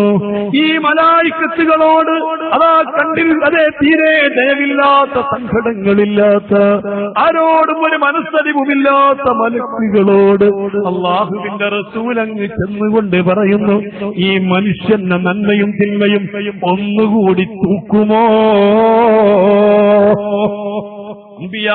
ലോകത്തുള്ള സർവവസ്തുക്കളെയും അല്ലാഹുവിന്റെ റസൂലിന് വഴിപ്പെടുത്തി കൊടുത്തതിനാൽ മലക്കുകൾ മാത്രമല്ല സർവസൃഷ്ടികളും മുത്തുനബിക്ക് വഴങ്ങിക്കൊടുക്കേണ്ടതിനാൽ മലക്കുകൾ അത് കേൾക്കുകയാണ്. ഈ റസൂലുള്ളാഹി സ്വല്ലല്ലാഹു അലൈഹി വസല്ലമ ഈ മനുഷ്യനെയും പിടിച്ച് വീണ്ടും മീസാനെന്ന തുലാസിലെത്തുന്നു. ഈ മനുഷ്യന്റെ സൽക്കർമ്മങ്ങളും ദുഷ്കർമ്മങ്ങളും വീണ്ടും തൂക്കപ്പെടുന്നു. പറയുന്നത് മുഹമ്മദുർ റസൂലുള്ളാഹ്. രണ്ടാമത് തൂക്കുമ്പോൾ നേരത്തെ ഉള്ളതിനേക്കാൾ ഒരുപാട് തിന്മകൾ കൂടുതലാണ്, നന്മ കുറെ കുറവാണ്. ഈ മനുഷ്യൻ വാവിട്ട് കരയാൻ തുടങ്ങി. വാവിട്ട് കരയുമ്പോൾ ഇതെന്തൊരു പരാജയമാ, ഇതെന്തൊരു നഷ്ടമാ. മോനെ, തിരുത്താൻ കഴിയില്ല, ഇത് നികത്താൻ കഴിയില്ല, ഇനി ഒരിക്കലും രക്ഷയ്ക്ക് പരിമാർഗങ്ങളില്ല. ഹബീബ് മുത്തു മുഹമ്മദ് മുസ്തഫ അവിടുത്തെ മടിത്തട്ടിൽ നിന്ന് ഒരു ചെറിയ സാധനമെടുത്തിട്ട് നന്മയുടെ തട്ടിലങ്ങി വെച്ചു കൊടുത്തു. തൂങ്ങിപ്പോയി. വിളിച്ചു പറഞ്ഞു, സൈദ ഫുലാൻ ഇബ്നു ഫുലാൻ വിജയിച്ചു പോയി. ഇലക്ഷനിൽ മത്സരിച്ചിട്ട് വോട്ടെണ്ണുമ്പോ ഒന്നോ രണ്ടോ വോട്ടിന് പരാജയപ്പെടുമ്പോ വീണ്ടും വോട്ടെണ്ണാൻ ആവശ്യപ്പെടുമ്പോ രണ്ടാമത് കുലങ്കശമായിട്ട് വോട്ടെണ്ണുമ്പോ രണ്ടാമത് പോളിംഗ് ബൂത്തിൽ വോട്ടെണ്ണുന്ന സമയത്ത് വിജയിച്ചു എന്ന് കേട്ടാൽ ഏത് പ്രകാരമാണ് ആ ജേതാവിനെ പിടിച്ചുയർത്തിയിട്ട് ആഹ്ലാദം പ്രകടിപ്പിക്കുന്നത്? എങ്ങനെയാണ് പൊക്കിപ്പിടിക്കുന്നത്? എങ്ങനെയാണ് സിന്ദാബാദ് പിടിക്കുന്നത്?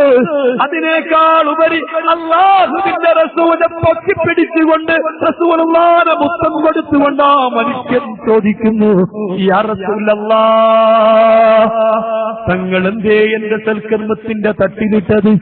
തങ്ങളെന്തേ മടിത്തട്ടിൽ നിന്നിലേക്ക് ഊരിയിട്ടത്? ആഖിറുസമാനിലെ മുസ്ലിമീങ്ങളെ, ഉമ്മമാരറിയണം, ഉപ്പമാരറിയണം, സഹോദരന്മാരറിയണം.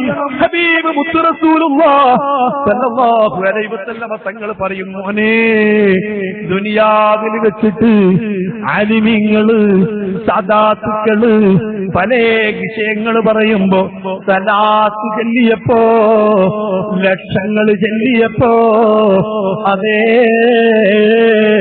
രോഗം സുഖപ്പെടുന്നതിന്, കടം വീടുന്നതിന്, പ്രശ്നങ്ങൾ പരിഹരിക്കുന്നതിന്, പെൺകുട്ടിക്ക് ഭർത്താവിനെ കിട്ടുന്നതിന്, ആൺകുട്ടിക്ക് ഭാര്യ കിട്ടുന്നതിന്, കച്ചവടത്തിന് പുരോഗതി ഉണ്ടാകുന്നതിന്, റസൂലുള്ളാഹിനെ സ്വപ്നം കാണുന്നതിന്,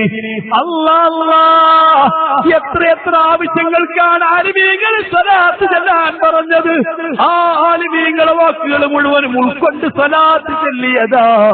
പക്ഷേ നിന്റെ ആവശ്യങ്ങളൊന്നും നിറവേറിയിട്ടില്ല, നിന്റെ കടങ്ങളൊന്നും വീടിയില്ല, നിന്റെ രോഗത്തിനൊന്നും സുഖം കിട്ടിയില്ല, നിന്റെ പ്രശ്നങ്ങളൊന്നും പരിഹരിച്ചില്ല, ഞാൻ ആ ഭാഗത്തേക്ക് ചിന്തിച്ചില്ല.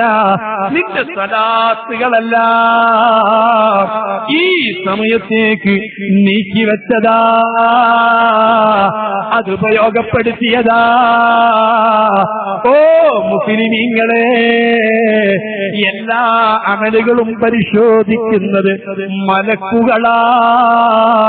മുത്തുനബിന്റെ മേൽ ചൊല്ലുന്ന സ്വലാത്തൊഴിച്ച് സ്വലാത്ത് പരിശോധിക്കുന്നത് മുത്തുനബിയാ. അതെ, ഇതുകൊണ്ടാണ് അലിമീങ്ങൾ എഴുതി വെച്ചത്, ഇമാം ജലാലുദ്ദീൻ സുയൂത്തി തങ്ങൾ പഠിപ്പിച്ചത്. അതേ, പല അലിമീങ്ങളും പഠിപ്പിച്ചത്. പഠിപ്പിച്ചത് സ്വലാത്ത് പരിശോധിക്കുന്നത് മലക്കുകളല്ല, അവർക്ക് ദയവുകളുണ്ടാവില്ല. സ്വലാത്ത് നോക്കുന്നത് മുത്തുനബിയാണ്. ഹബീബിന്റെ ഉമ്മത്തുകള് ഹബീബിന് കൊടുത്തയക്കുന്ന സ്വലാത്തുകള് എത്ര ന്യൂനതയുണ്ടെങ്കിലും കുറവുണ്ടെങ്കിലും മുത്തുനബി തിരിച്ചയക്കൂല, വലിച്ചെറിയൂല. ആത്മാർത്ഥമായി സ്നേഹമുള്ള ബഹുമാനമുള്ള നല്ല മക്കള് കൊടുത്തയക്കുന്നത് ഉപ്പമാരെ തള്ളലില്ല. അത് കുറവും പോരായ്മയും ഉണ്ടെന്ന് പറഞ്ഞിട്ട് സ്നേഹമുള്ള ഉപ്പമാര് തിരിച്ചയക്കലില്ല. ഹബീബ് നമ്മുടെ സ്വലാത്ത് തിരിച്ചയക്കൂല. അത് അന്ന് ഉപയോഗപ്പെടുത്തുന്നതാ. ലക്ഷങ്ങൾ ചൊല്ലിയവർ, 10 ലക്ഷം ചൊല്ലിയവർ, അതുപോലെ കൂടുതൽ സ്ഥലത്തുകൾ ചൊല്ലിയവര് പേടിക്കണ്ട, പ്രതീക്ഷിക്കാൻ പറ്റുന്ന അമലൊന്നു തന്നെയാ. മോനെ, ഞാനൊന്ന് ചുരുക്കി പറയട്ടെ. അങ്ങനെ ഒരു വിചാരണയും തൂക്കലുമൊക്കെ കഴിഞ്ഞിട്ട് സ്വർഗത്തിലേക്കുള്ളവരെ സ്വർഗത്തിലേക്ക് മാറ്റി നിർത്തുന്നു, നരകത്തിലേക്കുള്ളവരെ നരകത്തിന്റെ ഭാഗത്തേക്ക് മാറ്റി നിർത്തുന്നു. പക്ഷേ ആരെയും അങ്ങ് കടത്തി വിടൂല. നന്മതിന്മകൾ തൂക്കിയിട്ട് വിജയിച്ചു എന്ന് കരുതി അവൻ രക്ഷപ്പെട്ടു എന്ന് പറയാനായിട്ടില്ല. കടത്തി വിടൂല.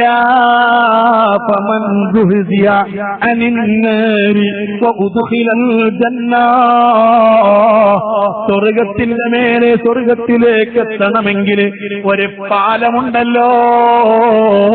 നരകത്തിന്റെ അപ്പുറത്താ സ്വർഗമുള്ളത്. ഒരാൾക്കും ആ പാലം കടക്കാതെ അക്കരയെത്തൂല. സുബ്ഹാനല്ലാഹ്. നിങ്ങൾക്കറിയില്ലേ, ഗൾഫിലേക്കൊക്കെ പോകുമ്പോ എയർപോർട്ടിൽ ബോർഡിംഗ് പാസ് ഒക്കെ വാങ്ങിയിട്ട് കാത്തു നിൽക്കലില്ലേ? എമിഗ്രേഷൻ കഴിഞ്ഞ് ലഗേജുകളൊക്കെ പരിശോധിച്ച് ബോർഡിംഗ് പാസ് ഒക്കെ കിട്ടി, ബോഡി ചെക്കപ്പ് ഒക്കെ കഴിഞ്ഞ് ഇനി ഒരു കാത്തു നിൽക്കലില്ലേ? മണിക്കൂർ കണക്കിന് കാത്തു നിൽക്കലില്ലേ? അല്ലാഹ്, അതുപോലത്തെ ഒരു കാത്തു നിൽക്കലുണ്ട്.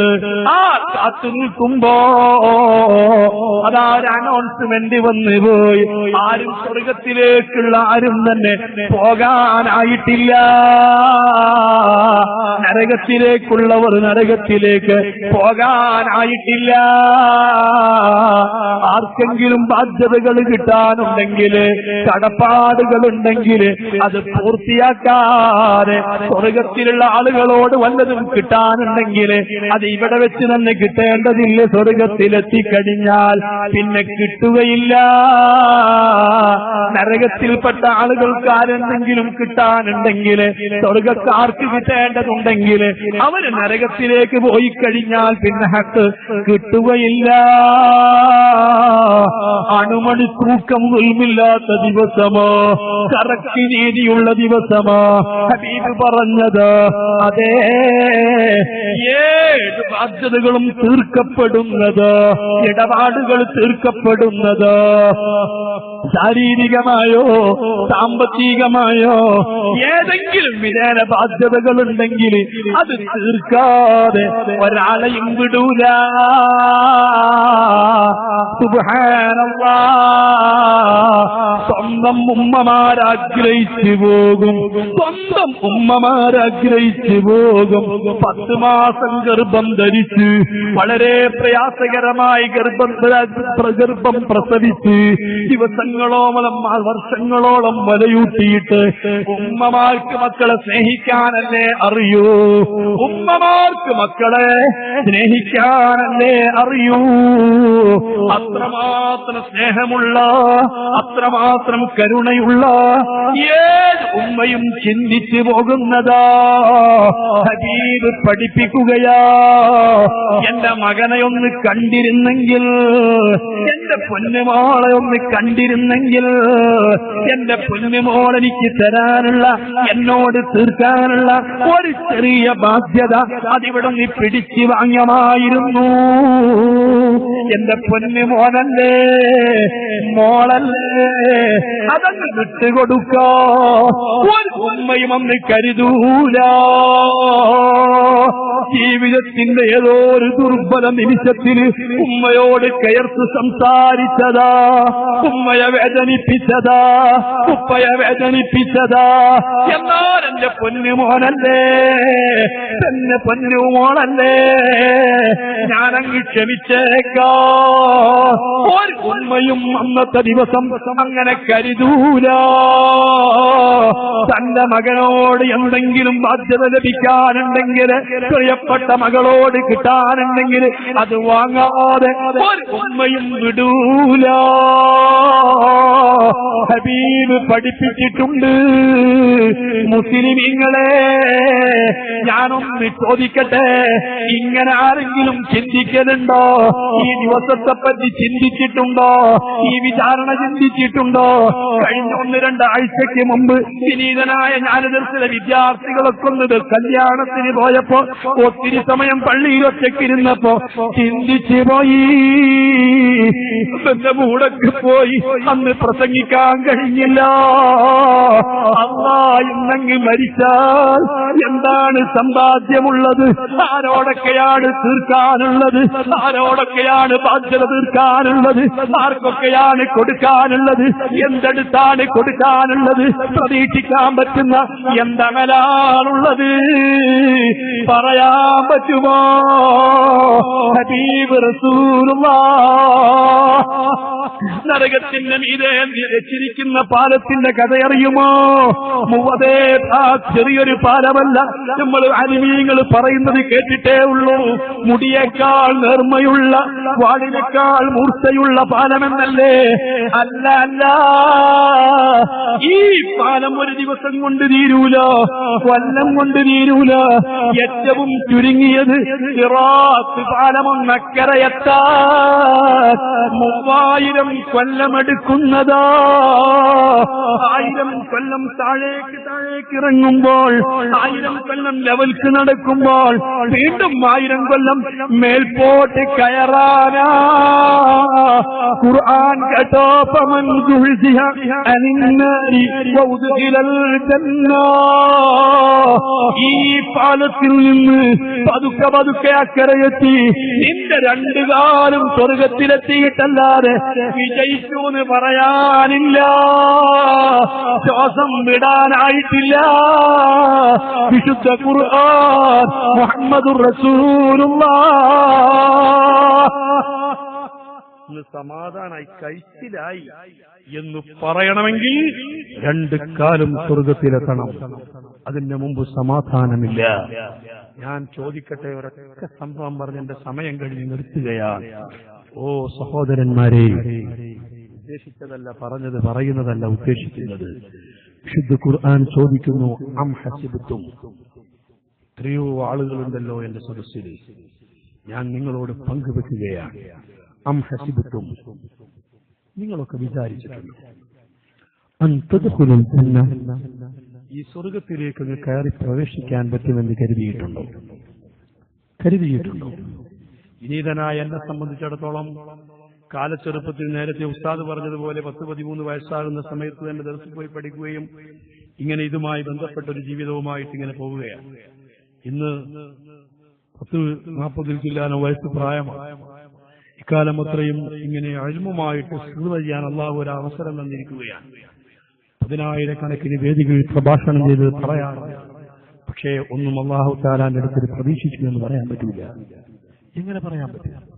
ഞാൻ ചോദിക്കുന്നു, ത്യാഗമായിട്ട് ചെയ്തത് എന്താ നമുക്ക് പറയാനുള്ളത്? ഒരു ത്യാഗം, എനിക്ക് എന്നെ സൃഷ്ടിച്ച അള്ളാഹുവിന് വേണ്ടി, അള്ളാഹുവിന്റെ ദീനിന് വേണ്ടി ഒരു ത്യാഗം ചെയ്തത്, സ്വർഗത്തിന് വേണ്ടിയിട്ട് ഒരു ത്യാഗം ചെയ്തത് പറയാൻ കഴിയുമോ? നമ്മൾ വയത് പറയാറുണ്ട്. എങ്ങനെയാ വയത് പറയാറ്? നാട്ടിൽ നിന്ന് നല്ല ഉഷാറായിട്ട് ശീതീകരിച്ച AC ഒക്കെ ഉള്ള കാറിൽ കയറി യാത്ര ചെയ്യും. ഇവിടെ എത്തിയുമ്പോഴേക്ക് വിഭവസമൃദ്ധമായ ഭക്ഷണം കിട്ടും, സ്റ്റേജൊക്കെ നല്ല ഉഷാറാക്കിയിട്ടുണ്ടാകും, എല്ലാവിധ സൗകര്യങ്ങളും വെച്ചിട്ടുണ്ടാകും, മൈക്കൊക്കെ നല്ല ഉഷാറായിരിക്കണം. എന്തെങ്കിലും കുറവ് പറ്റിയാൽ ആരെങ്കിലും പ്രസംഗിക്കാൻ പറ്റും. ഞാൻ ചോദിക്കും, ഇവിടെ ത്യാഗം എവിടെയാ? എവിടെയാ ത്യാഗം? നമ്മളൊക്കെ കൃത്യമായി നിസ്കരിക്കുന്നവരാ. നമ്മളെ നിസ്കാരത്തിന് എന്താ ത്യാഗമുള്ളത്? ഒന്ന് ഒരു തലവേദനയുള്ള അന്ന് നമ്മൾ പള്ളിയിൽ പോയിട്ടില്ല, അന്ന് നമ്മൾ സുന്നത്ത് നിസ്കരിച്ചിട്ടില്ല. എന്തെങ്കിലും ഒരു പ്രയാസമുള്ള സമയത്ത് ഒരു ദിവസം വയറ്റിൽ നോക്കി പിടിച്ചിട്ട് ഹോസ്പിറ്റലിൽ അഡ്മിറ്റാ, അന്ന് നിസ്കരിച്ചിട്ടുണ്ടോ? അന്ന് കൃത്യമായി നിസ്കരിച്ചു, പിന്നെ കഥാ കിട്ടേ ഉള്ളൂ. ഞാൻ ചോദിക്കുന്നു, അള്ളാഹുവിന് വേണ്ടിയിട്ട് ഒരു ത്യാഗം ചെയ്തു എന്ന് പറയാൻ എന്താ നിന്റെ ജീവിതത്തിലുള്ളത്? ഞാൻ വാത് പറഞ്ഞു പോകല്ല, ഞാൻ ചോദിക്കാണ്, ഓരോരുത്തരും ചിന്തിക്ക് പറയാനുള്ളത് എന്താ? അള്ളാഹുവിന് വേണ്ടിയിട്ട് നോമ്പിലെന്താ ത്യാഗം? നമ്മളെപ്പോഴാ നോമ്പ് വെച്ച്? ഒരു ദിവസം സുഖല്ലേ, അന്ന് നോമ്പ് വെച്ചിട്ടില്ല. അന്ന് കുറഞ്ഞൊരു അസ്വസ്ഥ, അന്ന് നോമ്പ് വെച്ചിട്ടില്ല. അന്ന് നമ്മൾ ഏതൊരു കാര്യത്തിലാണ് എനിക്കെന്റെ അള്ളാഹുവിന് വേണ്ടി എന്നെ സൃഷ്ടിച്ച് സംരക്ഷിക്കുന്ന, എനിക്ക് അനുഗ്രഹങ്ങൾ മുഴുവൻ നൽകിയിട്ടുള്ള അള്ളാഹുവിന് വേണ്ടി, സ്വർഗത്തിന് വേണ്ടി ത്യാഗം കഴിച്ചു എന്ന് പറയാനെന്താണുള്ളത്? മഹാനായ കാന്തപുരം ഉസ്താദിന് ഒരു പക്ഷേ ത്യാഗം പറയാനുണ്ടാകും, ഖരീതങ്ങൾക്ക് ത്യാഗം പറയാനുണ്ടാകും. നമ്മുടെ ജീവിതത്തിൽ എന്താ നമ്മളപ്പാ ധർമ്മം കൊടുത്തത്? നമ്മുടെ ആവശ്യങ്ങളൊക്കെ കഴിഞ്ഞിട്ട് നമുക്ക് കാര്യമായ ബുദ്ധിമുട്ടൊന്നുമില്ലാത്ത സമയത്ത് ധർമ്മം കൊടുത്തിട്ടുണ്ട്. ധർമ്മം കൊടുക്കണമെന്ന് ഉദ്ദേശിച്ചുകൊണ്ടൊരു ചുമടെടുത്തവർ നമ്മുടെ കൂട്ടത്തിലുണ്ടോ? അതേ സമയത്ത് മഹാന്മാരായ സ്വഹാബത്തിന്റെ ചരിത്രം അങ്ങനെയല്ലേ? അല്ലാഹുവിന്റെ റസൂൽ ധർമ്മത്തെക്കുറിച്ച് വാചാലമായിട്ട് പ്രഭാഷണം നടത്തുമ്പോ ഞങ്ങൾ കയറും കത്തിയും എടുത്തുകൊണ്ട് പോവുകയാണ് മലമുകളിലേക്ക്. ആരുടെയും ഉടമസ്ഥതയിലല്ലാത്ത ഏതെങ്കിലും മലമുകളിൽ ചെന്നുകൊണ്ട് മരം വെട്ടിയിട്ടോ വിറക് വെട്ടിയിട്ടോ പുല്ലരിഞ്ഞിട്ടോ അതൊക്കെ ഞങ്ങൾ കൊണ്ടുവന്ന് മാർക്കറ്റിൽ കൊണ്ടുപോയിട്ട് വിൽക്കുകയാ. എന്തിനാ വിൽക്കുന്നത്? എന്തിനാ ജോലിക്ക് പോകുന്നത്? സ്വന്തം ആവശ്യത്തിനല്ല, വിശപ്പടക്കാനുള്ള ഭക്ഷണം വാങ്ങാനല്ല, പാവപ്പെട്ടവർക്ക് ധർമ്മം കൊടുക്കാനാ. ആളുകൾക്ക് ധർമ്മം കൊടുക്കണമെന്ന് കരുതിയിട്ട് എന്തെങ്കിലും ഒരു ത്യാഗം ചെയ്യുന്ന ജോലി ചെയ്തവർ നമ്മുടെ കൂട്ടത്തിലുണ്ടോ? നമ്മുടെ ആവശ്യങ്ങൾ കഴിഞ്ഞ് നമുക്ക് സിദ്ധം വരുന്നതല്ലേ നമ്മൾ ധർമ്മം കൊടുത്തിട്ടുള്ളൂ? അപ്പോഴല്ലേ നമ്മൾ ഹജ്ജിന് പോയിട്ടുള്ളൂ? അപ്പോഴല്ലേ നമ്മുടെ മറ്റു കാര്യങ്ങളൊക്കെ ചെയ്തിട്ടുള്ളൂ? എന്നാൽ നിങ്ങൾക്ക് കേൾക്കണോ?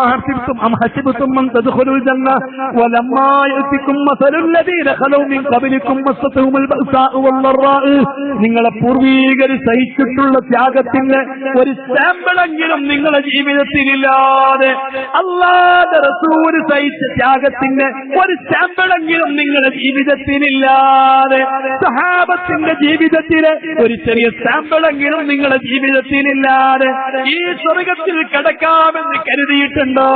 ഇല്ല. ഇത് ദിക്ർ ചൊല്ലി വാങ്ങാൻ പറ്റിയ സ്വർഗമല്ല, ഇത് വെറുതെ പ്രാർത്ഥിച്ചു വാങ്ങാൻ പറ്റിയ സ്വർഗമല്ല. ഇത് ഉഴച്ചത്തിൽ മുത്തഖീൻ സൂക്ഷിച്ച് ജീവിക്കുന്നവർക്ക് ഒരുക്കപ്പെട്ട സ്വർഗമാണ്. അല്ലാഹുവിനെ സൂക്ഷിച്ച് ജീവിക്കുന്നവർക്ക് വേണ്ടി ഒരുക്കപ്പെട്ട സ്വർഗമാ. പ്രിയപ്പെട്ട മുസ്ലിമേ, കേൾക്കണോ? ബഹുമാനപ്പെട്ട മുഹമ്മദുർ റസൂലുള്ളാഹ് അവിടുന്ന് ഒരു പ്രവാചകനെ വിവരിക്കുകയാണ്. സഹീഹുൽ ബുഖാരിയിൽ കാണാം, യഹ്കി നബിയ്യൻ മിനൽ അംബിയാ, അംബിയാക്കളിൽപ്പെട്ട ഒരു നബിയെ റസൂൽ ഇങ്ങനെ വരച്ചു കാണിക്കുകയാണ്. ആരാണ് ആ പ്രവാചകൻ? മഹാനായ സക്കരിയ്യാ നബി അലൈഹിസ്സലാം. അംബിയാക്കളെ തീക്ഷ്ണമായ പരീക്ഷണങ്ങൾ ഏൽക്കേണ്ടി വന്ന ഒരു പ്രവാചകനാണ്. ഇസ്രായേൽ സന്തതികളോട് പ്രഭാഷണം നടത്താൻ വേണ്ടി വിധിക്കപ്പെട്ടു. അള്ളാഹുവിനെ കുറിച്ച് അവരോട് പറഞ്ഞുകൊടുത്തു. അള്ളാഹുവിനെ അനുസരിച്ച് ജീവിക്കണം, നന്മയും തിന്മയും തമ്മിൽ വേർതിരിച്ച് മനസ്സിലാക്കണം, നിങ്ങളൊക്കെ നന്മയുടെ വാക്താക്കളായി തീരണമെന്ന് പ്രസംഗിച്ചപ്പോൾ നമ്മുടെ നാട്ടിലെ ആളുകൾ നമ്മൾ പ്രസംഗിച്ച മൂല്യം പ്രസംഗിച്ചോട്ടെ നിൽക്കും. ഇനിയും പറയോ? ഇല്ല. അതേ സമയത്ത് സക്കരിയ്യാ നബി അലൈഹിസ്സലാത്തു വസ്സലാമിനെ മിണ്ടിപ്പോകരുത്. ആ പ്രഭാഷണം ബഹുമാനപ്പെട്ട സക്കരിയ്യാ നബി അലൈഹിസ്സലാത്തു വസ്സലാം പ്രവാചകരല്ലേ, നിർത്തിവെക്കാൻ പറ്റും. സക്കരിയ്യാ നബി അലൈഹിസ്സലാം അവരെ പൊതുവെ അടിക്കുകയാണ്. അടിച്ചു എന്ന് മാത്രമല്ല, സക്കരിയ്യാ നബി അലൈഹിസ്സലാത്തു വസ്സലാം അസഹ്യമായി തോടുകയാണ്, വേദന കൊണ്ട് ഓടുകയാണ്. ഏതെങ്കിലും ശത്രുക്കൾ, വെളിച്ചത്തിന്റെ ശത്രുക്കൾ നിന്നെ കടാരയുമായിട്ട് നിന്നെ കൊല്ലാൻ വേണ്ടി പിറകെ ഓടിയാൽ നീ അവർക്ക് കൊല്ലാൻ വേണ്ടി നിന്നു കൊടുക്കേണ്ടതില്ല, പ്രാണനം കൊണ്ട് ഓടേണ്ടതാണ്. സക്കരിയ്യാ നബി അലൈഹിസ്സലാത്തു വസ്സലാം തങ്ങൾ ഓടുന്നത് എന്തിനാ? ജീവൻ പേടിച്ചുകൊണ്ട് ഓടുകയാണ്. അടി കിട്ടിയിട്ടല്ല, അടിയിഷ്ടം പോലെ കിട്ടിയില്ല, കൊല്ലുമെന്ന് പേടിച്ചോടുകയാണ്. ആ തന്നെ ബഹുമാനപ്പെട്ട സക്കരിയ്യാ നബിയെ കൊല്ലാൻ വേണ്ടിയിട്ട് പിറകിലോടുന്ന കാബാലികര് തന്റെ പിറകിലാ. സക്കറിയാ നബി ഓടിയോടി തളർന്നുപോയി. വീഴുമെന്ന പരുവത്തിലായി. അല്ലാ വീണാൽ വീണയെടുത്ത് വെച്ചുകൊണ്ട് വെട്ടിക്കൊല്ലുമെന്ന ആ പരുവത്തിലെത്തിയപ്പോൾ മഹാനായ സക്കറിയാ നബിക്ക് മുൻപില് അല്ലാഹു സുബ്ഹാനഹു വ തആല അതിവണ്ണമായ ഒരു വൃക്ഷം, വടവൃക്ഷം, ആ വടവൃക്ഷം ഇങ്ങ് തുറന്നു കൊടുക്കുകയാണ്. പഴയകാലത്ത് വലിയ തടിയുള്ള വൃക്ഷമുണ്ടാകും. ആ വൃക്ഷത്തിനകത്ത് ചെറിയ പക്കറയുണ്ടാകും. ബഹുമാനപ്പെട്ട സക്കറിയാ നബി ആ വലിയ വൃക്ഷത്തിൽ കണ്ട പക്കറയിലേക്ക് അങ്ങ് കടക്കുകയോ. ആ പക്കറയിലേക്ക് അങ്ങ് കടന്നപ്പോ അല്ലാഹു സുബ്ഹാനഹു വ തആല ആ പക്കറയങ്ങ് അടച്ചു. ആ മരമങ്ങ് കൂടുകയാണ്. സക്കറിയാ നബി ശ്വാസമയച്ചു. അല്ലാ രക്ഷപ്പെട്ടു, അവരെന്നെ കാണുകയില്ല. സമാധാനത്തോടുകൂടി നിൽക്കുകയോ. പക്ഷേ സക്കറിയാ നബി ആ വൃക്ഷത്തിന്റെ ആ പക്കറയിലേക്കങ്ങ് കടന്ന് അതങ്ങ് അടഞ്ഞപ്പോൾ സക്കറിയാ നബിയുടെ മുടി അതിന്റെ ചില ഭാഗങ്ങൾ പുറത്തേക്ക് കാണുന്നുണ്ട്. സക്കറിയാ നബി അറിയുന്നില്ല. ഈ മുടി കണ്ടിട്ട് ശത്രുക്കൾ തിരിച്ചറിഞ്ഞു.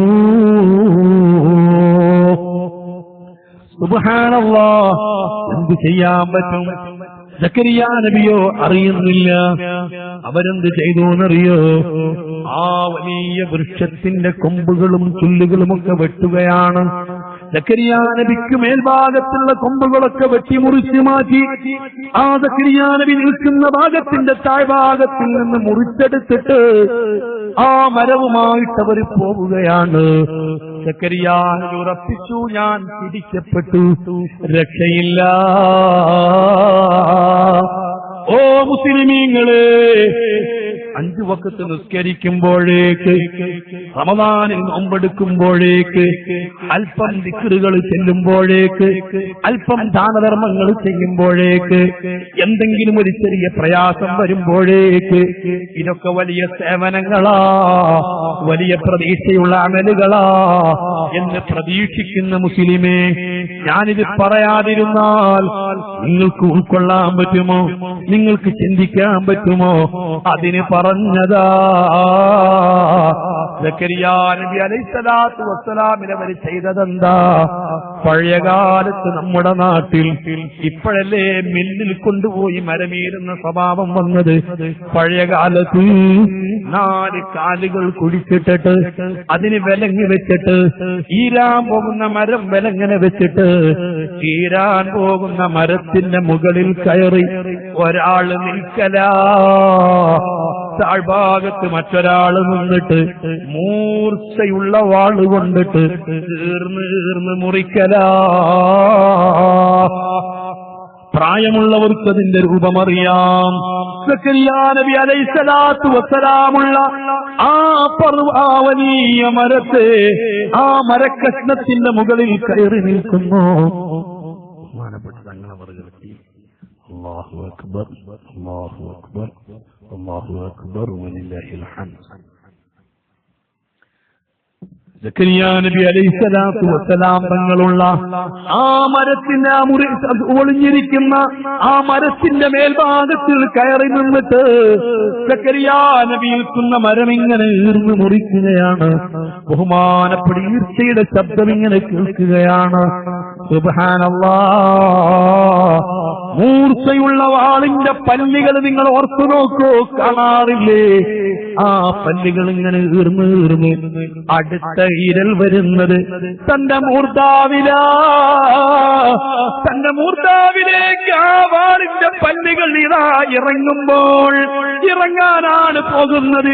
അടുത്ത ഇരൽ തന്റെ മൂർധാവിന് നേരെയോ. ആ സമയത്ത് താഊസുൽ അംലാക്ക് മുഖറബായ മലക്ക് ജിബ്രീൽ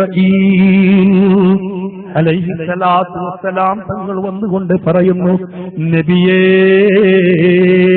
അടുത്ത നിമിഷമിതായി ഈർച്ചവാടിന്റെ പല്ലുകൾ നിങ്ങളെ മൂർധാവില്, ഈ മൂർധാവിലേക്ക് പല്ലങ്ങ് അഴുന്നിറങ്ങുമ്പോൾ നിങ്ങളെങ്ങാനും വേദന കൊണ്ട് വാഴന്ന് പൊളന്നു പോയാൽ, എന്നൊന്ന് പറഞ്ഞു പോയാൽ, നിങ്ങളൊന്ന് കരഞ്ഞു പോയാൽ, അമ്പിയാക്കളെ ലിസ്റ്റിൽ നിന്ന് നിങ്ങളെ പേര് വെട്ടും നബിയേ.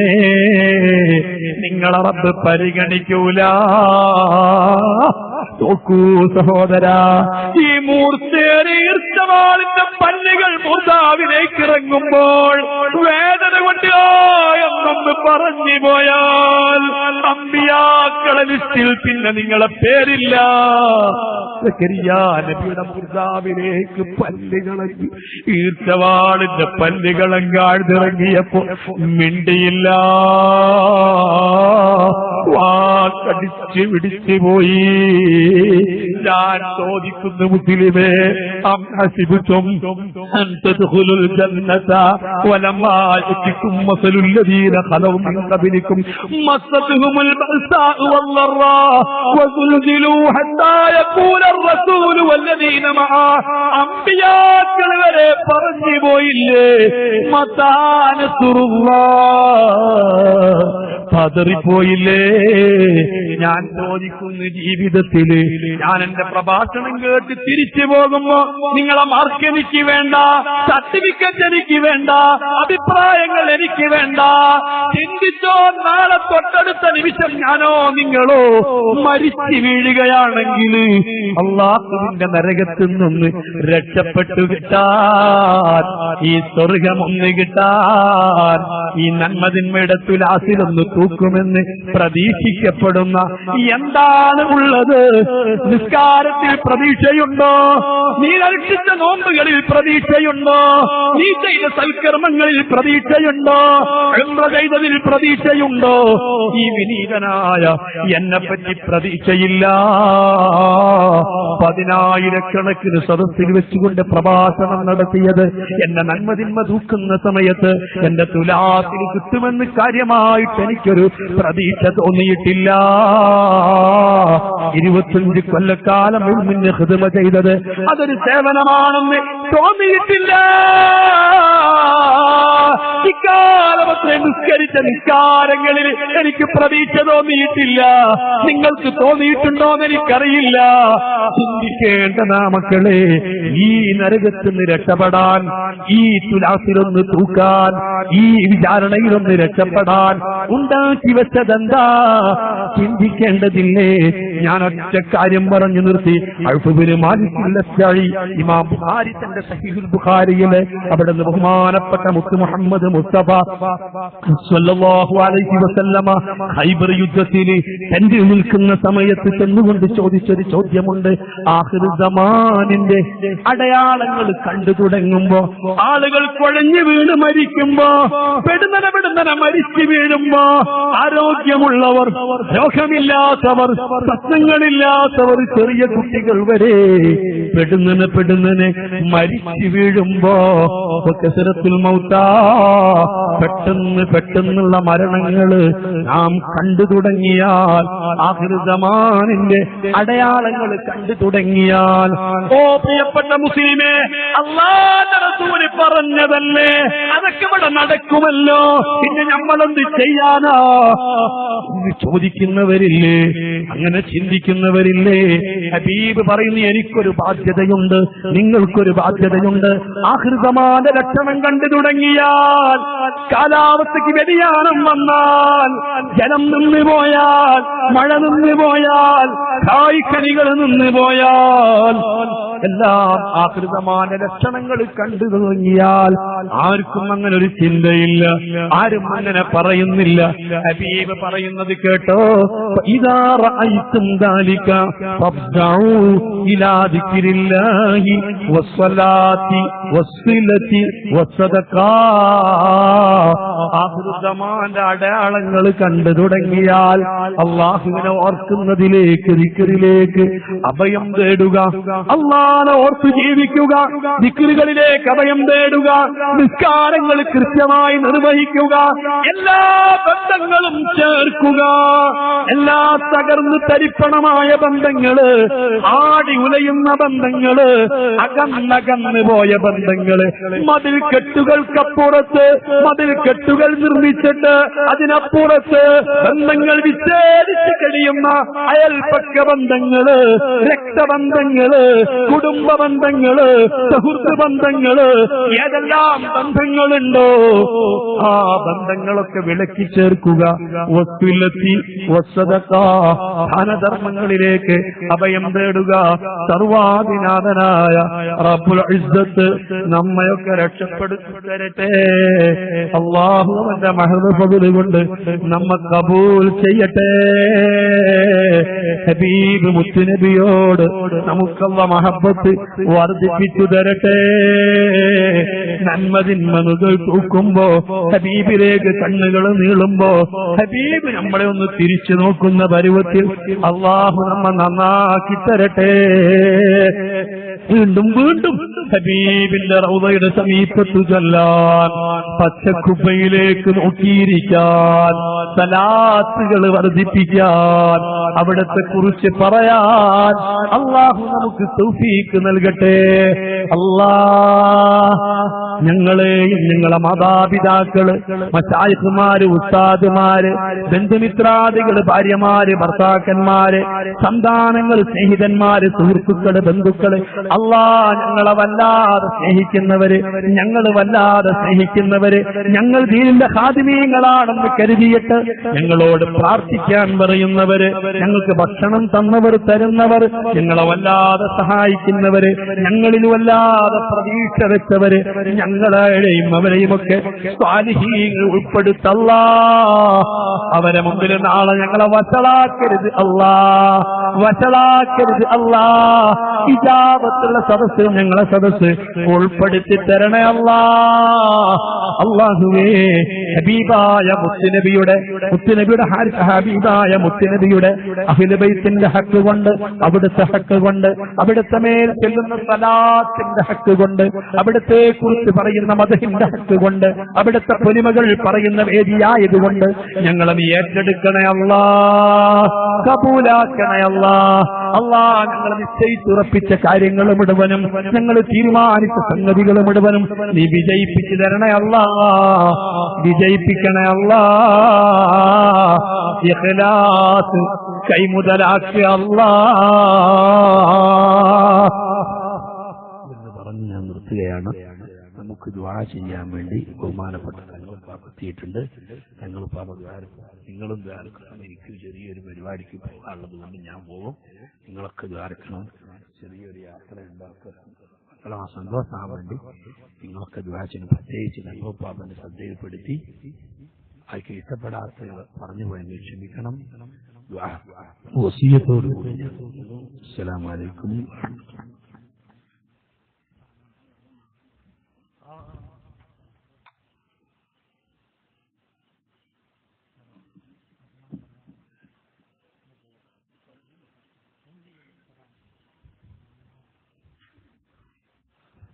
സഹോദരന്മാരെ, ബഹുമാനപ്പെട്ട സയ്യിദ് അവർകൾ, വളരെ തിരക്കുള്ള ടൈമാണ്. ഇൻഷാ അല്ലാഹ് 4-5 ദിവസമായി നമ്മൾ ഈ പരിപാടി സമാപിക്കുമ്പോൾ 5 ദിവസത്തോളം നീണ്ടു നിൽക്കുന്ന പരിപാടിയിൽ സാദാത്തുക്കളൊക്കെ എപ്പോഴെങ്കിലുമായി ഒന്ന് ദുആ ചെയ്യുക എന്നത് നമ്മുടെ ആഗ്രഹമാണ്. സാദാത്തുക്കളും മഹാന്മാരോടുമുള്ള മഹബത്ത്, അഷ്റഫുൽ ഖൽഖ് സ്വല്ലല്ലാഹു അലൈഹി വസല്ലമ തങ്ങളോടുള്ള അതിയായ മഹബത്ത്, ഈ മഹബത്ത് കൊണ്ട് മാത്രമേ നമുക്കൊക്കെ രക്ഷപ്പെടാൻ കഴിയുകയുള്ളൂ. ബഹുമാനപ്പെട്ട തങ്ങൾ നമ്മുടെ പരിപാടിയിലേക്ക് ധാരാളം സംഭാവനകൾ അർപ്പിച്ച ആളുകളുണ്ട്. നമ്മുടെ ലാസ്റ്റ് നടക്കുന്ന പ്രാർത്ഥനാ സമ്മേളനത്തിൽ നാം വിതരണം ചെയ്യുന്ന ഭക്ഷണത്തിലേക്ക്, അരിയിലേക്ക്, അതുപോലെ തന്നെ മാംസത്തിലേക്ക് അങ്ങനെയൊക്കെ സഹായിക്കുന്നവർ പാരമ്പര്യ നേർച്ചയായി നാം നടത്തി വരുന്ന ഓരോരുത്തരുടെ വീടുകളിൽ നിന്നും കൊടുത്തയക്കുന്ന പത്തിരി സഹോദരിമാർ അത് വളരെ സന്തോഷത്തോടെ കൊടുത്തയക്കണം. പാറമ്മലിൽ നിന്ന് അതുപോലെ തന്നെ പുത്തനങ്ങാടിയിൽ നിന്നൊക്കെ പല സഹോദരങ്ങളും വിളിച്ച് എന്നാണ് പത്തിരി നേർച്ച എന്ന് ചോദിക്കുന്നുണ്ട്. ഇൻഷാ അല്ലാഹ് വെള്ളിയാഴ്ച ജുമുഅയ്ക്ക് ശേഷമാണ് അതൊക്കെ വിതരണം ചെയ്യുക. പരിസരത്തിൽ നിന്നൊക്കെ ഇതിലേക്ക് പത്തിരി കൊടുത്തയക്കുന്നു എന്നാണ് നമുക്കിതിലൂടെ മനസ്സിലാക്കാൻ കഴിയുന്നത്. ഇന്നൊരാളെ വിളിച്ചിട്ട് പാറമ്മലിൽ നിന്ന് ഉമ്മ ചോദിക്കുന്നുണ്ട് എന്നാണ് പത്തിരി നേർച്ച, പത്തിരി കൊടുത്തയക്കാനാണ് എന്ന്. അതുപോലെ സഹോദരന്മാരെ സഹോദരിമാരെ നമ്മുടെ ഒക്കെ വീടുകളിൽ നിന്ന് അള്ളാഹുവിന്റെ റസൂലിന്റെ ആ സ്വലാത്തിന്റെ മജ്‌ലിസിലേക്ക് നാം നടത്തുന്ന നേർച്ചയിലേക്ക് നിങ്ങളൊക്കെ പത്തിരിയായിട്ടും മാംസത്തിലേക്കും മറ്റുമൊക്കെ സഹായങ്ങൾ കൊടുത്തയക്കണം. നിങ്ങളുടെ സംഭാവനകൾ വിഹിതങ്ങൾ എത്തിക്കണമെന്ന് ഓർമ്മപ്പെടുത്തുന്നു. അള്ളാഹു സുബ്ഹാനഹു വ തആല ഖബൂലാക്കുമാറാവട്ടെ. ഒരുപാട് വിഷമങ്ങൾ എന്നെ അറിയിച്ചവരുണ്ട്.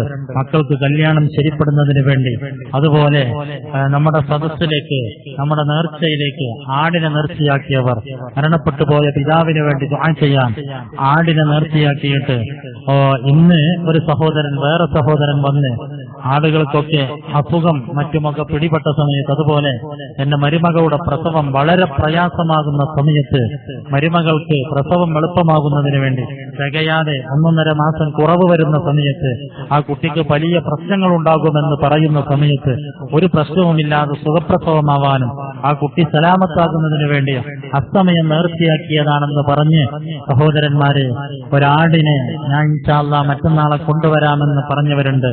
ആൺകുട്ടികളില്ലാതെ വിഷമിക്കുന്ന ഒരു സഹോദരി ആൺകുട്ടി ഉണ്ടാകുന്നുവെങ്കിൽ സ്വർണം കൊടുക്കാമെന്ന് നേർച്ചയാക്കി ഇന്നലെ ഒരു സ്വർണമോതിരം കൊടുത്തയച്ചവരുണ്ട്.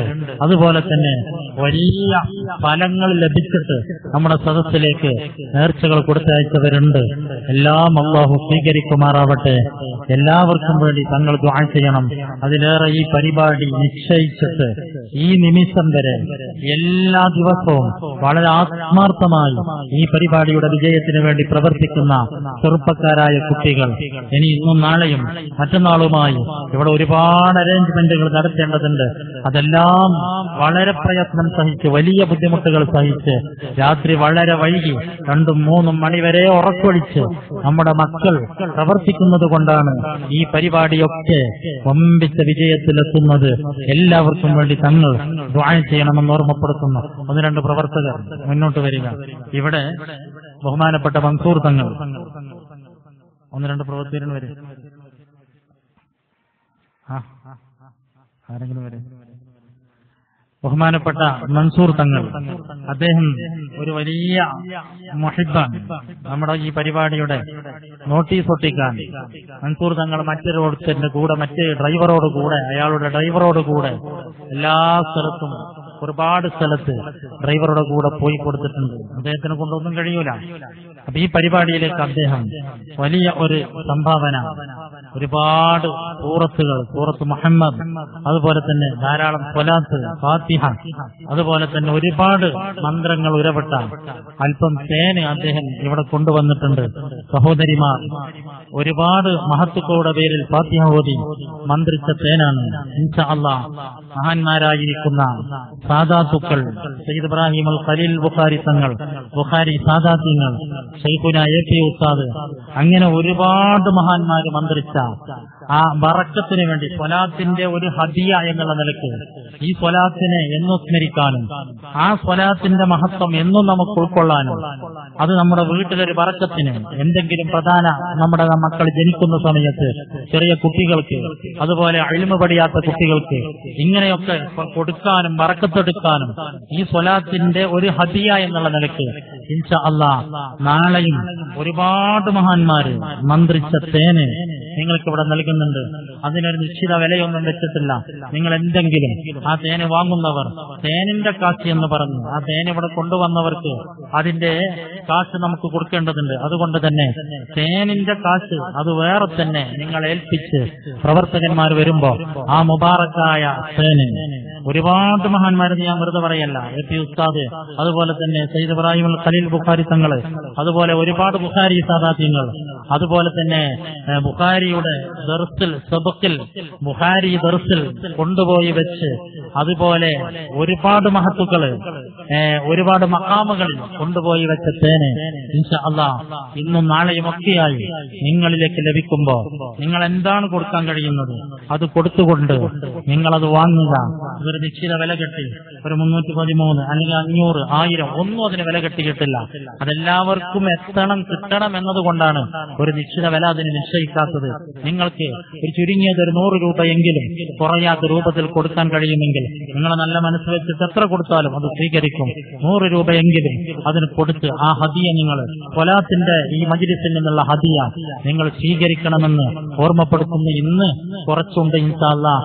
നാളെ നിങ്ങളിലേക്ക് അതുപോലെ തന്നെ മറ്റന്നാളുമൊക്കെ ആവശ്യക്കാർക്ക് നല്ല മനസ്സ് വെച്ച് അതിൽ ബർക്കത്തുണ്ട്, എന്റെ കുട്ടിക്ക് കൊടുക്കുന്നത് കൊണ്ട് നേട്ടമുണ്ട്, ഇൽമ കിട്ടും, അതുകൊണ്ട് ഓർമ്മശക്തി ഉണ്ടാകും, അല്ലെങ്കിൽ ഉണ്ടാകണം, ഇങ്ങനെയൊക്കെ നിയ്യത്ത് വെച്ച് സ്വീകരിക്കാവുന്നവർക്ക് അത് സ്വീകരിക്കാം എന്ന് ഓർമ്മപ്പെടുത്തുന്നു. അല്ലാഹു സുബ്ഹാനഹു വ തആല ഖബൂലാക്കുമാറാവട്ടെ. അതുപോലെ തന്നെ നമ്മുടെ വാർഷികത്തോടനുബന്ധിച്ച് നമ്മുടെ പള്ളിയിൽ പഠിക്കുന്ന മുതഅല്ലിമീങ്ങൾ, മുഹയ്യിസുന്ന ദർസ് വിദ്യാർത്ഥികൾ അവര് ഒരു സോവനീർ, ഒരു സ്മരണിക പുറത്തിറക്കിയിട്ടുണ്ട്. ബഹുമാനപ്പെട്ട പൊന്മള ഉസ്താദ്, അതുപോലെ തന്നെ ഏലംകുളം അബ്ദുൾ റഷീദ് സഖാഫി, ഇങ്ങനെ ഒരുപാട് മഹാന്മാരായ പണ്ഡിതന്മാരുടെ പഠനാർഹമായ സുന്നത്ത് ജമാഅത്ത് സംബന്ധമായിട്ടും അതുപോലെ നാരിയത്ത് സ്വലാത്തിന്റെ മഹത്വവും ഉത്ഭവവും എന്താണത് ആധികാരികമായി രേഖപ്പെടുത്തിയിട്ടുള്ള ലേഖനങ്ങളും മറ്റ് പലതും ഉൾക്കൊള്ളിച്ച ഒരു വലിയ വിഭവം, ഒരു സ്മരണിക, ഒരു സുവനീർ ഇൻഷാ അല്ലാഹ് നാളെ മുതൽ അതിവിടെ നിന്ന് ലഭിക്കും. നിങ്ങളൊക്കെ അതിനും തന്നെ ഒരു നിശ്ചിത വില കെട്ടിയിട്ടില്ല. എന്താ നിങ്ങളത് വാങ്ങുക, അത് എന്താ കൊടുക്കാൻ കഴിയുന്നത് കൊടുത്ത് അതും സ്വീകരിക്കണമെന്ന് ഓർമ്മപ്പെടുത്തുന്നു. എല്ലാവർക്കും വേണ്ടി ബഹുമാനപ്പെട്ട തങ്ങളോട് ഇവിടത്തെ ഭക്ഷണത്തിലേക്ക് അരി മുഴുവനും ഏറ്റെടുത്തത് ഒരു സഹോദരനാണ്. അതുപോലെ 1 കിൻഡൽ ഇറച്ചി, 1/2 കിൻഡൽ ഇറച്ചി, 25 കിലോ ഇറച്ചി, 10 കിലോ ഇറച്ചി അങ്ങനെയൊക്കെ തന്നവരുണ്ട്. അതുപോലെ മരണപ്പെട്ടുപോയ പെങ്ങൾക്ക് ദുആ ചെയ്യണമെന്ന് പറഞ്ഞ് നമ്മുടെ ഒരു സഹോദരൻ ചുള്ളിപ്പറമ്പിൽ നിന്ന്, നമ്മുടെ മുണ്ടക്കപ്പറമ്പിൽ നിന്ന് ഇന്നലെ വന്നിട്ട് കാശ് തന്നേൽപ്പിച്ചിട്ടുണ്ട്. മരണപ്പെട്ടവർക്ക് വേണ്ടി, ഭർത്താവിന് വേണ്ടി, ഉമ്മാക്ക് വേണ്ടി, ഉപ്പാക്ക് വേണ്ടിയൊക്കെ ദുആ ചെയ്യാൻ വേണ്ടി ഏൽപ്പിച്ചവരുണ്ട്. ബ്ലഡ് ക്യാൻസർ പിടിപെട്ടവർ, അതുപോലെ ഗർഭപാത്രത്തിൽ മുഴ വന്നവർ, അങ്ങനെ വിവിധങ്ങളായ പ്രശ്നങ്ങൾ, ഇപ്പൊ ബേബി ഹോസ്പിറ്റലിൽ ബ്ലോക്കായി ഇപ്പോൾ അഡ്മിറ്റായി കിടക്കുന്നവർ പ്രത്യേകം ദുആ ചെയ്യാൻ വേണ്ടി പറഞ്ഞിട്ടുണ്ട്. ബഹുമാനപ്പെട്ട തങ്ങളോട് അതൊന്നും വിശദീകരിക്കേണ്ടി വരില്ല. എല്ലാവർക്കും വേണ്ടി ബഹുമാനപ്പെട്ട തങ്ങൾ ദുആ ചെയ്യും. ഈ പരിപാടിയൊക്കെ വളരെ ഭംഗിയായി നടത്താൻ എല്ലാ അർത്ഥത്തിലും സഹായിക്കുന്ന ഈ നാട്ടുകാർ, ഇവിടെയുള്ള എല്ലാവരും ഇതിനോട് സഹകരിക്കുന്നുണ്ട്.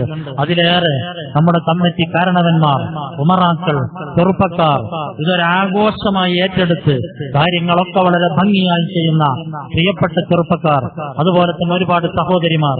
എനിക്കവരോട് ഓർമ്മപ്പെടുത്താനുള്ളത്, നല്ല ഉദ്ദേശത്തോടെ ഔറത്ത് മറച്ച് അള്ളാഹുവിനെ ഭയപ്പെട്ട് ഈ സദസ്സിൽ നിന്ന് എനിക്ക് ഈമാൻ ഉണ്ടാക്കണം, തഖ്വ നേടിയിട്ട് പോകണം എന്ന നല്ല ഉദ്ദേശത്തോടുകൂടെ വരുന്ന സഹോദരിമാർ, ഉമ്മമാർക്കും ഇവിടെ വരുന്ന സഹോദരിമാർക്കും സൗകര്യങ്ങൾ ഏർപ്പെടുത്താൻ വോളണ്ടിയേഴ്സായിട്ട് പ്രവർത്തിച്ച് കച്ചേര നിരത്തിക്കൊടുത്ത് വയസ്സായ ഉമ്മമാരെ സ്വീകരിച്ചിരുത്തി വളരെ അച്ചടക്കത്തോടെ ഇതിനുവേണ്ടി പ്രവർത്തിക്കുന്ന ചെറുപ്പക്കാരികളായിരിക്കുന്ന സഹോദരിമാരുണ്ട്. എല്ലാവർക്കും വേണ്ടി തങ്ങൾ ആത്മാർത്ഥമായി ദുആ ചെയ്യണമെന്ന് ഓർമ്മപ്പെടുത്തുന്നു. തങ്ങളുടെ പിതാവ്, അവരുടെ പിതാമഹന്മാർ, മൻസൂർ തങ്ങളുടെ അജ്ദാദ്, അവരുടെ ഉമ്മമാർ, എല്ലാവരുടെയും പൊരുത്തം ഈ സദസ്സിന് അല്ലാഹു നൽകുമാറാവട്ടെ. എല്ലാവരുടെയും പൊരുത്തം, അഹ്ലുബൈത്തിന്റെ പൊരുത്തം ഈ സദസ്സിന് അല്ലാഹു നൽകുമാറാവട്ടെ. ഈജിപ്തിൽ ഏറ്റവും അധികം സ്വലാത്ത് പ്രചരിപ്പിക്കാനും സ്വലാത്ത് സർവ്വ സ്ഥലങ്ങളിൽ സ്ഥാപിക്കാനും എന്ന് വെക്കണ്ട, ഒരു വെള്ളിയാഴ്ച രാവ് സ്വലാത്ത് തുടങ്ങിയാൽ വെള്ളിയാഴ്ച ജുമുഅ വരെ വളരെ ഭംഗിയിൽ ആത്മാർത്ഥമായി സ്വലാത്തിന് വേണ്ടി ജീവിച്ച് മരിച്ചുപോയ വലിയൊരു മുഹിബ്ബാണ്, ആശിഖാണ് അബ്ദുല്ലാഹി സൂനി റഹിമഹുല്ലാ. മഹാനായിരിക്കുന്ന അബ്ദുൽ വഹാബ് ശഅറാനി റഹിമഹുല്ലയുടെ തൊട്ടരികിൽ ഒരു മൂലയിൽ മറപെട്ട് കിടക്കുന്നുണ്ട് ഒരുപാട് മഹാന്മാർ. ഇമാം ബുൽഖീനി റഹിമഹുല്ലാ, ഇമാം സുയൂത്തി റഹിമഹുല്ലാ, അതുപോലെ തന്നെ മഹാനായ അബ്ദുൽ വഹാബ് ശഅറാനി റഹിമഹുല്ലാ പോലത്തവരൊക്കെ അദ്ദേഹത്തിന്റെ മജ്‌ലിസിൽ പങ്കെടുക്കലുണ്ടായിരുന്നു. ഇത്രമാത്രം സ്വലാത്തിന് ഖിദ്മത്ത് ചെയ്ത, ഹബീബിനെ മഹബ്ബത്ത് മഹബത്ത് വെച്ച വലിയൊരു മുഹിബിനെ ഈജിപ്തിൽ നമുക്ക് കാണാൻ കഴിയില്ല എന്ന് ചരിത്രം രേഖപ്പെടുത്തുന്നുണ്ട്. അബ്ദുല്ലാഹി ശൂനി റഹിമഹുല്ലാ, അവരുടെ ബറക്കത്ത് ഈ സ്വലാത്തിന്റെ മജ്ലിസിന് അല്ലാഹു നൽകുമാറാവട്ടെ. അവരുടെ പേരിൽ നിങ്ങൾ ഫാത്തിഹ ഓതണം, സ്വലാത്ത് പെരുപ്പിക്കണം. എല്ലാവരോടും ഞാൻ പറയുന്നു, മറ്റന്നാളത്തെ പരിപാടി കഴിയുന്നത് വരെ നമുക്കൊരു പ്രയാസവും ഒരു നിലക്കും ഉണ്ടാവാൻ പാടില്ല. ആ നിയ്യത്തോടുകൂടെ നിങ്ങളെല്ലാവരും ആത്മാർത്ഥമായി സ്വലാത്ത് ചൊല്ലി മഹാന്മാരെ മഹബത്ത് വെച്ച് അവരെ വസീലയാക്കി ഈ പരിപാടിയുടെ വിജയത്തിന് വേണ്ടി പ്രവർത്തിക്കുകയും പ്രാർത്ഥിക്കുകയും ചെയ്യണമെന്ന് ഓർമ്മപ്പെടുത്തുകയാണ്. ഞങ്ങൾ എല്ലാവർക്കും വേണ്ടി ദുആ ചെയ്യുന്നു. അല്ലാഹു കബൂലാക്കുമാറാവട്ടെ. ഈ പരിപാടി കഴിഞ്ഞതിന് ശേഷം ഇന്നലെ നമ്മളൊന്ന് മീറ്റിംഗ് കൂടി. അതുപോലെ ഞാൻ ചെറിയ കുട്ടികളോട് FBSന്റെ SSFന്റെ ഒക്കെ ചെറിയ കുട്ടികളോട്, മദ്രസയിൽ പഠിക്കുന്ന മുതിർന്ന ആൺകുട്ടികളോട്, നിങ്ങളൊന്ന് പള്ളിയിൽ വരണം. ചെറിയൊരു ഹിദ്മ നിങ്ങൾ ചെയ്തു തരേണ്ടതുണ്ട്. നിങ്ങൾ ചെയ്യേണ്ട ഹിദ്മയാണ്. വലിയവര്, അതായത് സംഘടനാ പ്രവർത്തകരായ ആളുകൾ, അതുപോലെ തന്നെ മദ്രസയിലെ മുതിർന്ന ആൺകുട്ടികൾ, ഇവരൊക്കെ ഒന്ന് പള്ളിയിൽ കയറിയിട്ട് ഒരു 10 മിനിറ്റ് ഒരു സേവനം, അല്ലാഹുവിന്റെ റസൂലിന്റെ ഈ മജ്ലിസിന് വേണ്ടിയുള്ള ഒരു ഹിദ്മത്ത്, നിങ്ങളവിടെ ഹിദ്മത്ത് ആവശ്യമുണ്ട്. നിങ്ങൾ പള്ളിയിൽ വരണമെന്ന് ഓർമ്മപ്പെടുത്തുന്നു. ബഹുമാനപ്പെട്ട തങ്ങൾ എല്ലാവർക്കും വേണ്ടി ദുആ ചെയ്യുക. ആ തേന് കൊണ്ടുവരാം. ആരെങ്കിലും ഒരാൾ വരും. അതുണ്ടോ? അസ്യാക്കല്ലേ ആരാ? ആ തേനെടുത്തിട്ട് ഈ സ്ത്രീകളെ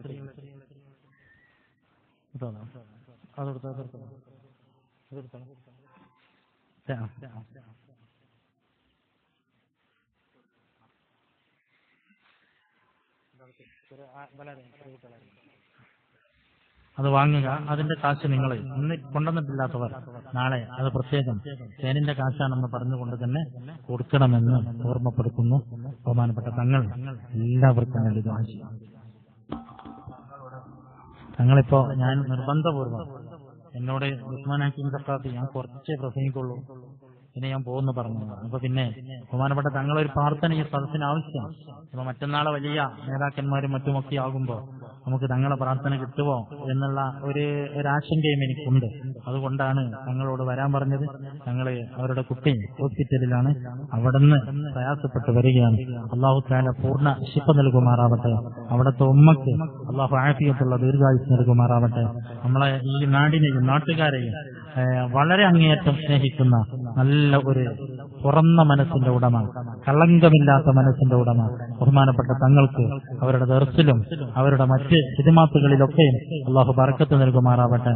ആഫിയത്തും സിഹത്തും അല്ലാഹു തഅലീമിലും ഇൽമിന്റെ നശ്റിലുമായി അല്ലാഹു തആല നൽകുമാറാവട്ടെ. അസ്സലാമു അലൈക്കും. തങ്ങൾ ദുആ ചെയ്യുക. إلى حضرة نبينا المصطفى محمد صلى الله عليه وسلم.